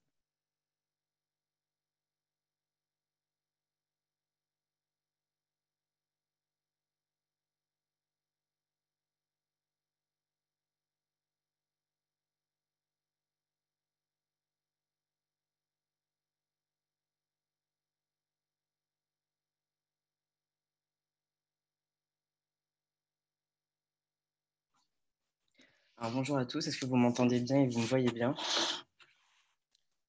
Oui, tout à fait. Merci. Alors du coup, bonjour, je suis Ewen, je suis en charge du tutorat LAS au sein de l'ADESUP et je suis actuellement étudiant en 2e année de médecine à l'Université de Paris.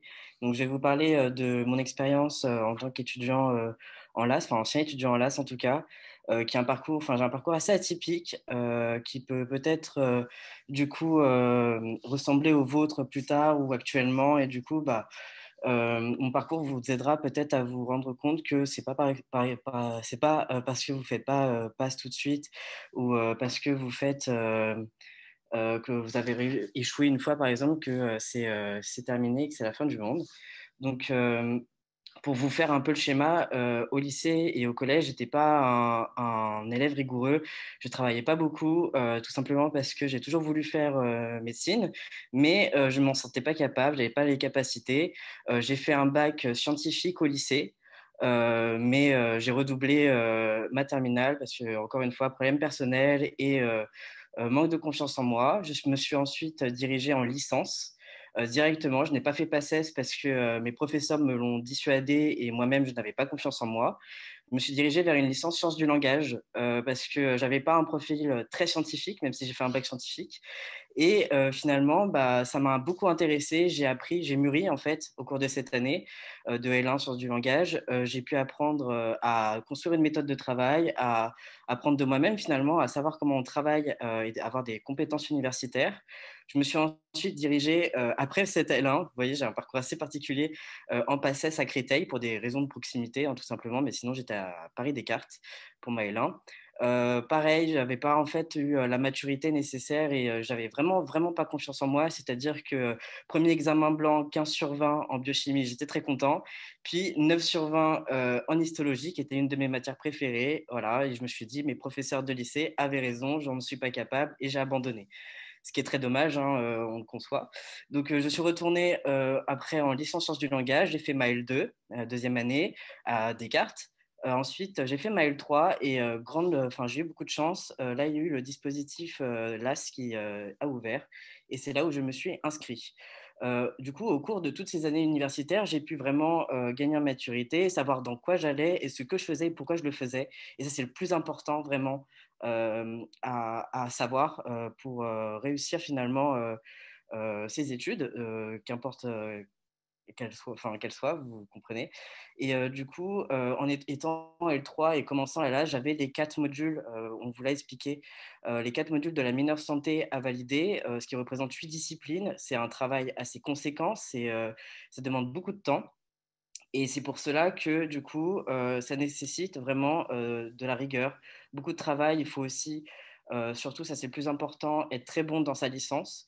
Et ça, c'est un des conseils que je vous donne tout de suite. Il faut vraiment le garder en tête. Si sur Parcoursup, vous vous inscrivez dans une LAS, ou si vous envisagez la LAS au cours de votre parcours, prenez une licence qui vous intéresse avant tout, ne serait-ce que pour les poursuites d'études, puisque l'ALAS m'a permis de connaître d'autres poursuites d'études, d'avoir d'autres ambitions.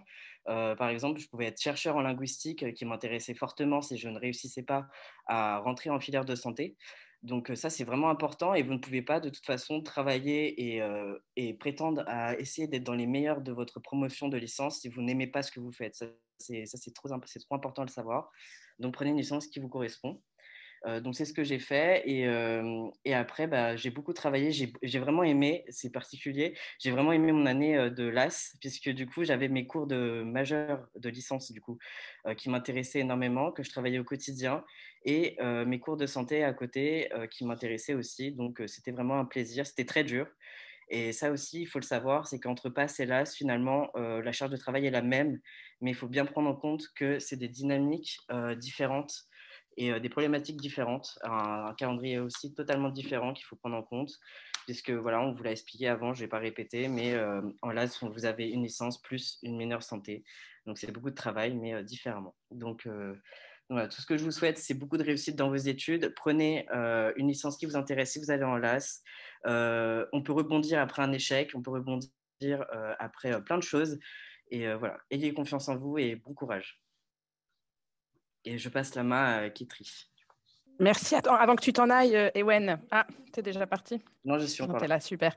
Bonjour, excuse-moi, avant que tu t'en ailles, il y a une... déjà, bravo pour ton parcours et ce témoignage. C'est très important que tu puisses témoigner effectivement de ce parcours atypique et qui démontre que quand on veut quelque chose, on arrive toujours à un moment donné à l'obtenir, même si la route a été peut-être un peu plus longue. Mais finalement, aujourd'hui, tu es en deuxième année de médecine, c'est ça, hein? Et une des questions qui est posée, c'est est-ce que tu ressens une différence de niveau par rapport aux autres étudiants et comment tu le... Et est-ce que c'est vraiment une différence de niveau? Mais déjà, j'imagine que tu es plus mature par rapport à d'autres ou pas. Voilà, comment tu vis tout ça? Je pense que c'est important que tu puisses nous le dire. Alors, très honnêtement, pas tellement, puisque du coup, en licence, j'ai pu apprendre comment on travaillait, tout simplement, parce qu'il y a la rigueur qui est là. Avec la mineure santé, en fait, on voit les sciences fondamentales qui sont nécessaires pour la poursuite d'études. Par exemple, en biophysique, on peut ne pas aimer ou apprécier, hein, mais en fait, on retrouve les notions qu'on apprend en LAS. Pour la suite, par exemple, on a une matière en médecine qui s'appelle l'imagerie et on a vraiment besoin des notions qu'on a appris en LAS ou en PASS en biophysique pour comprendre les notions fondamentales. Donc ça, je ne me suis pas sentie du tout en manque de connaissances. Après, effectivement, peut y avoir des notions comme de physiologie qu'on n'a pas forcément en LAS et qui sont vraiment présentes en PASS si on prend la spécialité médecine. Mais franchement, avec du travail, parce qu'en fait, les professeurs en deuxième année reprennent les notions. Donc, soit on les a déjà vues et tant mieux, soit on les a pas vues et on les apprend tout de suite en même temps que les autres. Donc, non, il n'y a pas vraiment de différence. Franchement, c'est plus votre rigueur de travail et votre capacité à apprendre vos cours qui va faire la différence. Et ça, PASS ou LAS, c'est pareil. Pour compléter, Merci pour ce super témoignage. Vas-y, Sophie. Pour compléter ce que tu viens de dire, Ewen, ce qui est important pour que tous les étudiants comprennent bien, c'est que ces deux voies d'accès PASS et LAS, qui peuvent paraître deux voies nouvelles, sont mises dans un contexte de réforme du premier cycle des études de santé. C'est-à-dire que les enseignants qui sont impliqués en première année, que ce soit pour le PASS ou la mineure santé, sont des enseignants qui travaillent aussi dans les deuxième, troisième années des filières de santé. Et donc, du coup, il y a le continuum, c'est-à-dire qu'on travaille aussi les contenus pour que les étudiants soient en réussite, qu'ils viennent du PASS ou des licences Accès Santé. Merci beaucoup. Est-ce qu'il y avait une autre présentation, Sophie? Il y a un deuxième témoignage, il y a des questions pour Ewen. Voilà, c'est ça. Alors, Ewen, as-tu fait A2Sup, temps consacré? Des questions en lien avec le temps consacré. Alors, j'ai pas... Le temps consacré à la dessus. Sûrement, ça m'étonnerait. Le temps consacré dans ma licence au quotidien, c'est plutôt ça. C'est ça. Comment tu as géré ton temps entre ta licence, ta majeure et ta mineure santé? Alors, du coup, j'avais les quatre modules à faire en un an pendant ma L3. Et ça, il faut bien le comprendre que ce n'est pas le schéma à forcément faire.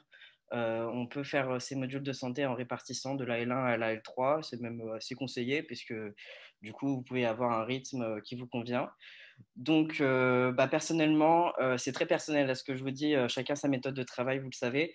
Moi, pour mon premier semestre de L3, du coup, j'avais beaucoup de temps sur ma majeure, donc ma licence, puisque c'est ça quand même qui est classant. Faut le savoir, c'est la licence qui compte. Donc, j'ai beaucoup travaillé, beaucoup plus qu'habituellement. Je travaillais déjà beaucoup, mais là, beaucoup plus, avec beaucoup plus de pression. Et c'est au second semestre où je me suis un peu plus attardé sur la mineure santé. Parce que c'est au second semestre de L3 qui n'est pas classant, mais qui est validant. Mais il faut quand même avoir de très bons résultats dans majeur. Du coup, je travaille un peu plus quand même la mineure santé, mais avec la majeure. Donc, en fait, il faut se rendre compte que c'est un travail quotidien, régulier. Et il n'y a pas un jour où je ne faisais pas de cours de mineure santé non plus. Il n'y avait pas de jour où je ne faisais pas du tout de majeure. Donc, c'est très prenant. Mais il faut savoir répartir intelligemment. Donc, moi, j'avais mis plus d'énergie sur mon premier semestre que le deuxième semestre. Mais parce que la mineure santé, en fait, s'accélère au deuxième semestre et vous le verrez ça l'année prochaine. Mais voilà, c'est beaucoup de travail. Quoi qu'il arrive, c'est quotidien. Je ne sais pas s'il y avait d'autres questions. Sinon, oui, il y a l'autre témoignage de Kitri qui a fait du coup un PASS l'année dernière, mais qui est en deuxième année de médecine actuellement. Du coup, Super, on écoute Kitri alors. Super, merci beaucoup. Merci pour votre écoute. Bon courage. Merci à toi et bonne continuation en deuxième année.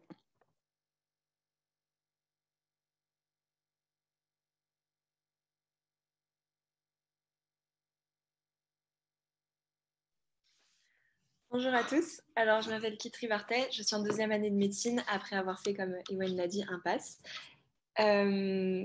Donc déjà, alors moi j'ai un parcours du coup un peu plus classique par rapport à Ewen, dans le sens où je viens un peu de ce qu'on appelait l'ancienne PASSES. Donc je vais vous faire un peu chronologiquement comment s'est déroulé mon choix d'orientation. Déjà, depuis que je suis toute petite, je sais que je voulais faire médecine. Du coup, je ne me suis pas vraiment posé de questions au moment de Parcoursup. Je me suis toujours sentie à l'aise quand j'allais voir le médecin, etc. Je me suis dit, bon, c'est ce que je veux faire. Qu'est-ce qui m'est proposé pour pouvoir y accéder? Donc effectivement, il y avait deux voies, PASS et LAS. moi, alors c'est là où du coup, je vais vous dire de ne pas faire comme moi, je pense, j'ai un peu foncé tête baissée. Je me suis dit, j'ai parlé avec des étudiants des années supérieures qui, eux, avaient tous majoritairement fait une PACES. Et du coup, je me suis dit, ok, ce qui ressemble le plus à la PACES, c'est le PASS. Allez, je vais faire ça. Donc, je n'ai pas pris le temps de vraiment me renseigner sur les différentes filières et sur les différentes classes. Mais du coup, c'est quelque chose que vous avez l'opportunité de faire aujourd'hui. Donc, n'hésitez pas, vous découvrirez sans doute plein de licences qui vous intéresseront. Donc, ne vous dites pas, c'est la voie la plus typique, on y va. Donc, voilà. Donc, ensuite, pourquoi j'ai choisi l'Université de Paris pour 3 raisons majeures. Déjà, la proximité. Enfin, c'était la fac la plus proche de chez moi. Donc, ça me facilitait, en fait, la chose. Ensuite, du coup, comme vous, j'ai assisté aux portes ouvertes et le projet pédagogique me semblait clair, me plaisait, etc. Et dernière raison, parce que j'avais des amis dans les années supérieures qui étaient dans cette fac. Et donc, je me disais que si jamais j'avais des problèmes, ils seraient toujours là pour m'aider. Donc, j'y suis allée. Et voilà. Et par rapport à la terminale, dernier petit conseil, profitez vraiment de votre année. N'hésitez pas, n'essayez pas de commencer à prendre des cours, de vous prendre trop la tête avec la première année. Ça viendra quand ça viendra. Et en attendant, vraiment profitez de vos études. Vous aurez tout le temps en première année pour travailler. Donc, j'ai commencé du coup à faire mon année de passe. Donc, la pré-rentrée, c'est vrai que ça a été un moment un petit peu compliqué parce que ça a été un moment de perte de repères. On n'est plus au lycée, on n'est plus avec ses amis, on découvre tout. Et donc là, comme Marine nous en a parlé, ce qui était très chouette, c'était du coup la pré-rentrée du tutorat parce qu'on a pu commencer à se familiariser avec la fac, avec le mode de fonctionnement, etc. Et puis ensuite est venu l'ES1. Donc pour la première période, en fait, ça a été vraiment ça a été pour moi la meilleure période parce que ça a été une grosse remontée de morale. J'avais eu un peu peur en fait avec la pré-rentrée et finalement quand j'ai découvert les matières, quand on a commencé à aller en cours, etc., je me suis rendu compte que en fait je ne m'étais pas trompée de voie. J'aimais tout, j'étais super heureuse de tout découvrir. C'était une vraie bouffée d'air frais de voir plein de matières complètement nouvelles. Je pense que par rapport au lycée, ce que vous faites, faire de l'histologie, de la santé publique, c'est vraiment génial, c'est très varié. Voilà, et puis en plus de ça, j'ai commencé à rencontrer d'autres personnes qui faisaient donc les mêmes études que moi. Et en fait, ce qui était génial, c'est que je me suis très très vite rendu compte que ce mythe de personne ne se parle, c'est très concurrent, en fait, c'était complètement faux. Et qu'au contraire, quand on arrive, on va rencontrer des gens qui ont le même mode de pensée que nous, puisqu'ils veulent faire les mêmes études. Et en fait, des gens qui ont la même vision que nous sur plein de points. Et c'est super cool parce que du coup, on rencontre des gens qui vraiment seront là pour nous tirer vers le haut pendant les études et qui pourront nous soutenir, etc. Donc, ça m'a fait vraiment énormément de bien de me rendre compte de tout ça. Et voilà. Et de toute manière, j'ai commencé l'année en me disant, je fais du mieux que je peux. Et puis, si j'ai pas le niveau d'accéder à la filière de médecine, parce que c'est celle qui m'intéressait, tant pis, j'aurais essayé. Et voilà. Et du coup, voilà. Puis ensuite, c'est arrivé la deuxième période. Deuxième période qui est donc un petit peu plus rapide. Donc, ça a été un peu plus de stress. Mais dans tous les cas, le stress, ça apprend à se gérer. Et c'est tout à fait normal. Il ne faut pas avoir peur du stress dans le sens où peu importe les études où vous irez, vous en aurez. Et puis ensuite, on a fini l'année donc par la mineure et par les oraux. Et si donc vous accédez aux oraux, parce que moi je voulais en fait, comme j'ai dit, passer en filière de médecine, donc j'ai passé les oraux de médecine et c'était vraiment une très très bonne période parce que c'est une période où on a eu plein de temps pour se renseigner sur plein de sujets divers et variés. Et pendant cette période, du coup, j'ai pu vraiment élargir ma culture, que ce soit sur des sujets médicaux ou pas, pour s'y préparer. Donc, c'est une période beaucoup plus libre, dans le sens où ce n'est pas des cours magistraux, des ED, etc., comme on avait pendant les périodes précédentes, mais c'était une période tout aussi enrichissante. Et voilà. Et donc, pour ce qui est des conseils, dans tous les cas, on aura l'occasion d'en reparler plus tard dans l'année, je pense. Mais voilà, en tout cas, ce qui est le plus important à retenir pour faire une première année, c'est déjà d'avoir une bonne hygiène de vie, de bien dormir. C'est simple à dire, mais c'est vraiment le plus important quand on fait une première année. De ne pas s'enfermer chez soi ou peu importe, vraiment de de se rendre compte qu'en fait, plein de gens sont dans la même situation, qu'on peut vraiment se soutenir et s'entraider entre étudiants. Et voilà, et ne pas avoir peur en fait de se lancer en se disant c'est des études compliquées, c'est concurrent, etc. Pas du tout. Vous allez voir que en fait c'est super intéressant. Enfin, je vous souhaite d'aimer vraiment ce que vous faites. Et tant que vous avez la motivation, vous aurez la force de travail et vous aurez entièrement les capacités. Donc aimez ce que vous faites et tout se passera très bien. Voilà. Il y a quelques questions qui trient. Merci pour ce témoignage qui est très intéressant et surtout, on sent qu'effectivement, tu es dans la bonne filière par rapport à tes envies. On le sent dans tes propos, c'est très agréable. Est-ce que tu peux préciser quelle mineure tu avais prise? Alors, j'ai choisi la mineure biologie, physique, chimie parce que donc l'année où, comparé à vous, l'année où j'ai passé, j'ai fait ma première année, il y en avait 4 de proposés. Et je savais que éco-gestion et droit, c'était trop éloigné de ce que je voulais faire. Et santé des populations, je ne m'étais pas suffisamment renseignée dessus. Et c'est peut-être un peu un regret parce que finalement, ça m'a beaucoup intéressée quand je voyais ce que mes amis faisaient. Donc voilà, prenez le temps de vous renseigner. Parce que du coup, biologie, physique, chimie, c'est comme son nom l'indique, très scientifique. Et santé des populations, vous aurez de la psychologie, enfin plein de choses super intéressantes aussi. Donc n'hésitez pas à prendre ce qui vous convient. Après, vous êtes bien renseigné dessus. Merci Marine. Ce qui est important à préciser à tous nos lycéens aujourd'hui, c'est que contrairement à ce qui pouvait être imaginé, puisque Kitri, tu étais sur la première année de la réforme, la mineure n'est pas une aide pour la majeure, dont les notes vont effectuer le classement pour entrer dans des filières de santé. Et la mineure n'est pas une aide puisqu'elle se fait a posteriori de la majeure. Donc la mineure doit vraiment être choisie par chacun de vous en tant que lycéen par rapport à vos appétences, par rapport à ce que vous avez envie d'apprendre et vous permettra aussi de poursuivre en études si à l'issue du PASS, vous n'entrez pas en filière de santé, ce qui sera quand même le cas pour un certain nombre d'étudiants quand on voit nos capacités versus le nombre d'étudiants qui commenceront au départ.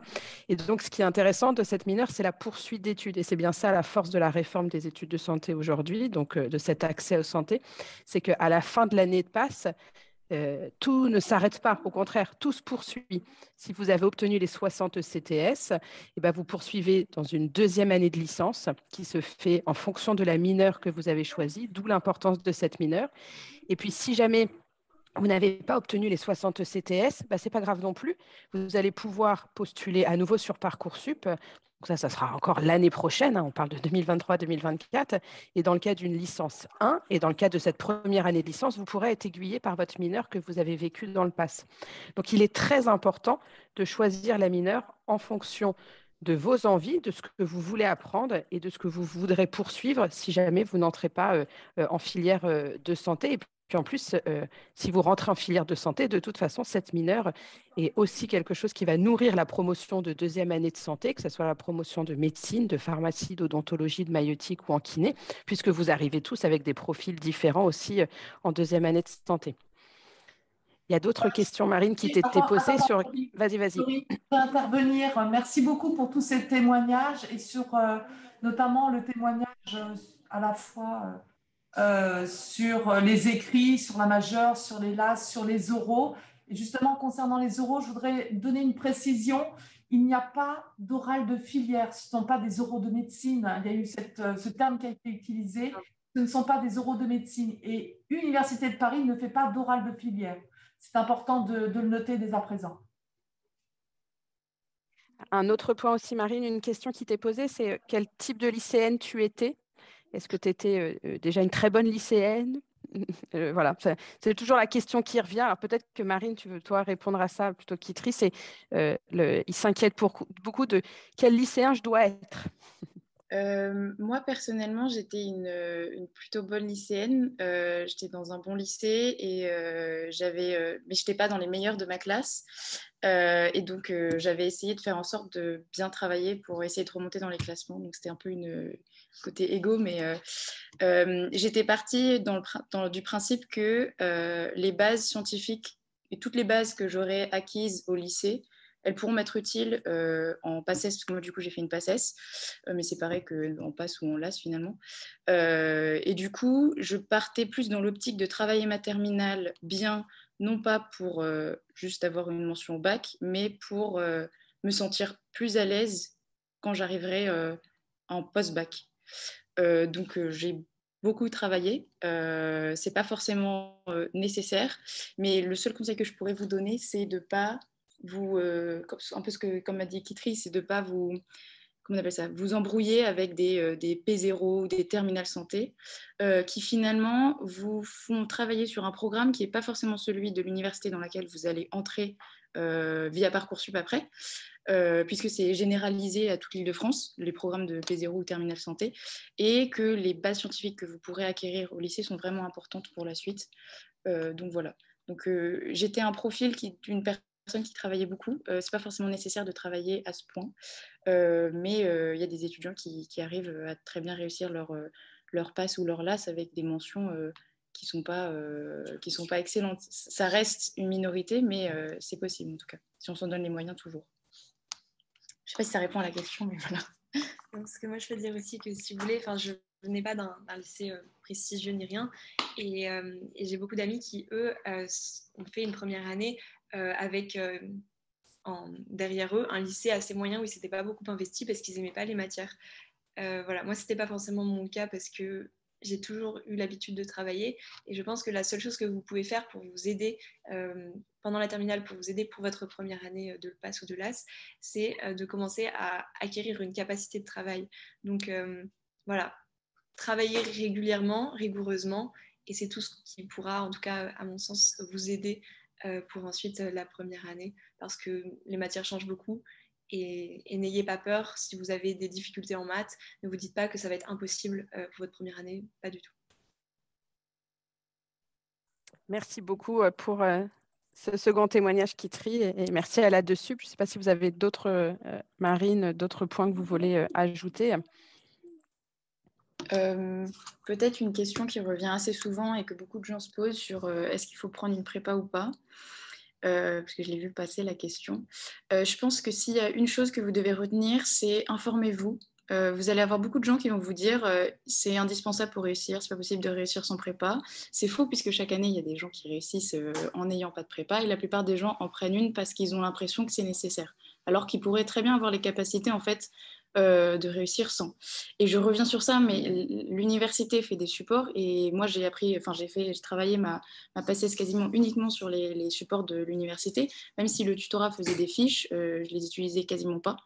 Donc voilà, donc c'est important de considérer ça et de ne pas se dire que la prépa, il n'y a que ça qui existe. Finalement, c'est une méthode de travail parmi tant d'autres. C'est un coût aussi qui n'est pas forcément toujours justifié. Donc voilà, informez-vous sur ça. Dites-vous que s'il y a des alternatives qui existent, que ce n'est pas obligatoire. Peut-être que ça correspond à un besoin que vous avez, mais peut-être que pas du tout. En tout cas, ne vous enfermez pas dans le motto c'est obligatoire pour réussir, parce que c'est faux.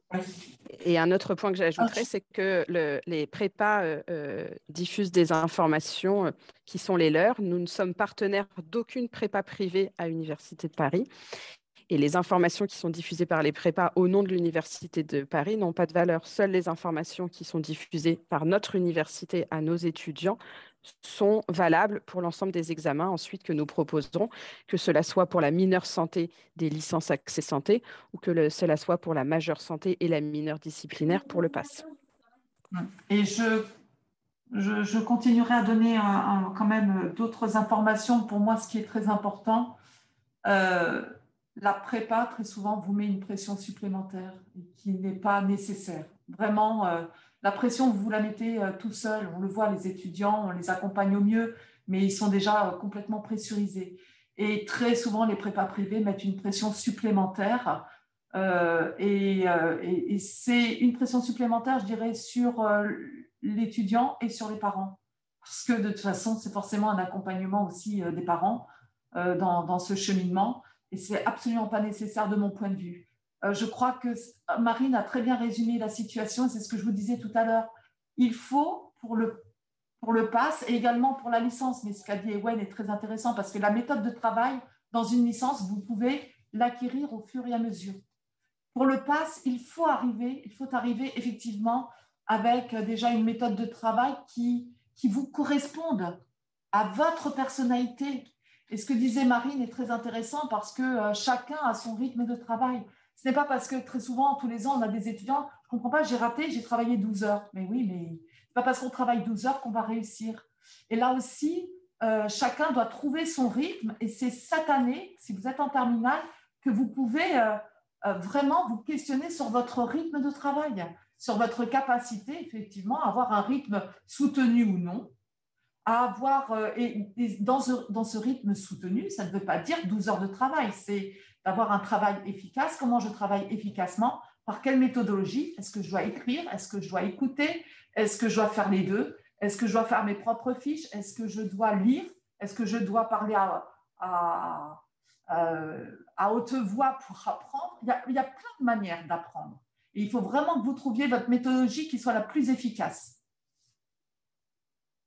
Et j'en profiterai même pour ajouter que ce ne sera jamais perdu parce que l'idée, c'est que les études de santé, ça reste des études où il y a énormément de choses à apprendre. Donc, en fait, tout ce que vous allez apprendre en termes de méthodologie, vous le garderez pour la suite de votre parcours.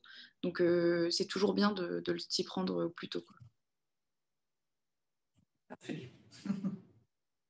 Merci beaucoup. Est-ce qu'il y a d'autres présentations, Sophie? Je pense qu'on s'arrête là. Je pense qu'on est bon, oui. On a eu tout le monde. Il y a des questions sur Parcoursup qui reviennent. Est-ce qu'on choisit le pass sur Parcoursup le plus tôt possible? Avons-nous des chances d'y accéder ou pas? Est-ce que c'est une question de toutes les questions, effectivement, de dossier. On a évoqué les différents aspects qui sont à compléter sur Parcoursup. Donc, renseignez bien tous les items qui sont demandés dans Parcoursup. Votre fiche à venir va être transférée par l'établissement. Votre projet est motivé. Vos activités périscolaires, l'engagement si vous en avez, et surtout, bien sûr, vos notes de première et de terminale. Pensez aussi aux notes de bac français. Bref, tout ce qui est nécessaire et qui est à renseigner va être évalué et va permettre de vous interclasser. Sophie, il y a des questions récurrentes sur le 50-50 entre PASS et LAS pour les capacités d'accueil. La question est, est-ce que celle-là est spécifique à l'Université de Paris? Alors, j'y réponds, pardon. Alors, donc effectivement, nous sommes encore dans une année dérogatoire de 70% PASS, 30% LAS.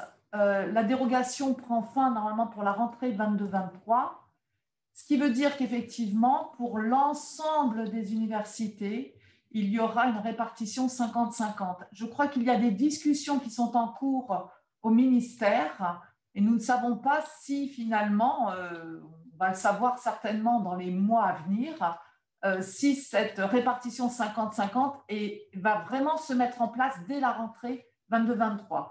Pour l'instant, moi, je ne peux me rattacher qu'au texte réglementaire. Nous avons une dérogation uniquement pour 2 ans qui prend fin à partir de septembre 2022. Et normalement, nous devons, pour l'ensemble des universités, effectivement, remplir nos capacités en filière de santé uniquement avec 50% du PASS et 50% des LAS. Sauf si on a une information avec une dérogation supplémentaire ou pas. Et là, pour l'instant, je n'ai aucun élément à vous transmettre à ce sujet. Donc, 50-50 prévu, oui, pour toutes les universités françaises. Un autre point que vous avez posé comme question et qui sera peut-être d'ailleurs la conclusion, c'est qu'à l'Université de Paris, nous sommes une université, alors il y en a d'autres comme nous évidemment, mais en tout cas particulière, dans le sens où nous proposons les 5 filières de santé. C'est-à-dire que quand on vous parle de l'accès santé aujourd'hui, on ne vous parle pas que de médecine. On vous propose de rentrer en médecine, en pharmacie ou en maïeutique ou en odontologie, ce qu'on appelle chirurgie dentaire, ou en kinésithérapie. Et puis également, on a des accords avec les sciences infirmières et donc le métier d'infirmier. C'est là. Et puis, on a également avec la capacité d'orthopsie, etc. On a plusieurs filières de santé. Quand vous rentrez en PASS ou vous rentrez dans une licence avec accès santé, vous êtes dans la possibilité de candidater à l'ensemble de ces filières. Alors, les licences, la majorité des licences accès santé proposent l'accès à toutes les filières. Il y en a certaines qui ne proposent que à médecine et pharmacie. Il faudra que vous regardiez sur notre site internet. Mais la majorité, elle propose à toutes les filières de santé. Pour le PASS, c'est pareil. Il n'y a pas une mineure qui va conduire plus dans le PASS à une filière de santé qu'une autre mineure, puisque quand vous allez passer les examens écrits, que ce soit les examens écrits de la licence ou les examens écrits du PASS, vous serez classé pour l'ensemble des filières dans lesquelles vous vous êtes inscrit pédagogiquement. Donc, les choix de filières, ça sera à faire par vous quand vous deviendrez étudiant de l'Université de Paris en licence Accès Santé ou en PASS. Et c'est vous, durant cette année, qui choisirez de vous inscrire pédagogiquement à certaines filières ou à d'autres filières et de passer les examens à partir de ce moment-là. Et donc, une fois les examens passés, vous serez classé dans ces filières et c'est après que se fera les admissions en filière. Donc, c'est très important à l'Université de Paris, donc la faculté de santé aujourd'hui qui gérons l'ensemble de cet accès santé. Nous nous attachons fortement, et on l'a vu dans le cadre de la situation sanitaire que vit encore notre pays et l'ensemble du monde, l'importance de l'ensemble de ces disciplines de santé. Il ne peut pas y avoir que des médecins. Il est important aussi qu'il y ait des médecins, des pharmaciens, des dentistes, des sages-femmes, des infirmiers et l'ensemble des professionnels de santé. Donc, à l'Université de Paris, on vous offre la possibilité de candidater pour l'ensemble de ces filières à l'issue de cet accès santé qui se fait soit via le PASS, soit via les licences accès santé. Vous pouvez candidater quand vous êtes en licence accès santé lors de la première année, mais aussi lors de la deuxième année ou lors de la troisième année avec des modalités spécifiques. Nous ne reviendrons pas durant cette conférence accès santé sur les oraux qui sont une particularité, ce qu'on appelle un second groupe d'épreuves au sein du parcours. Attendez d'être chez nous et on vous expliquera ce que c'est que les oraux quand vous serez chez nous. Là, pour l'instant, l'objectif, c'est de vous dire, est-ce que je veux faire, la seule chose, à mon avis, que vous devez retenir de cette conférence de ce matin, c'est est-ce que je vais vers un PASS ou est-ce que je vais vers une licence dans laquelle je demande un accès santé et vers quelle licence, puisque vous serez classé pour l'accès santé sur les notes de la licence et pas sur les notes de la mineure santé. Donc, si vous devez retenir quelque chose à l'issue de cette conférence, c'est qu'est-ce que je choisis? Quelle est la voie d'accès qui va me permettre le plus facilement, où je mets les meilleures chances pour m'épanouir et potentiellement après être candidat dans l'accès santé. C'est vraiment important. Est-ce que je fais un PASS et avec quel mineur ou est-ce que je fais une licence et laquelle et ensuite avec un accès santé pour obtenir la possibilité de faire cette candidature.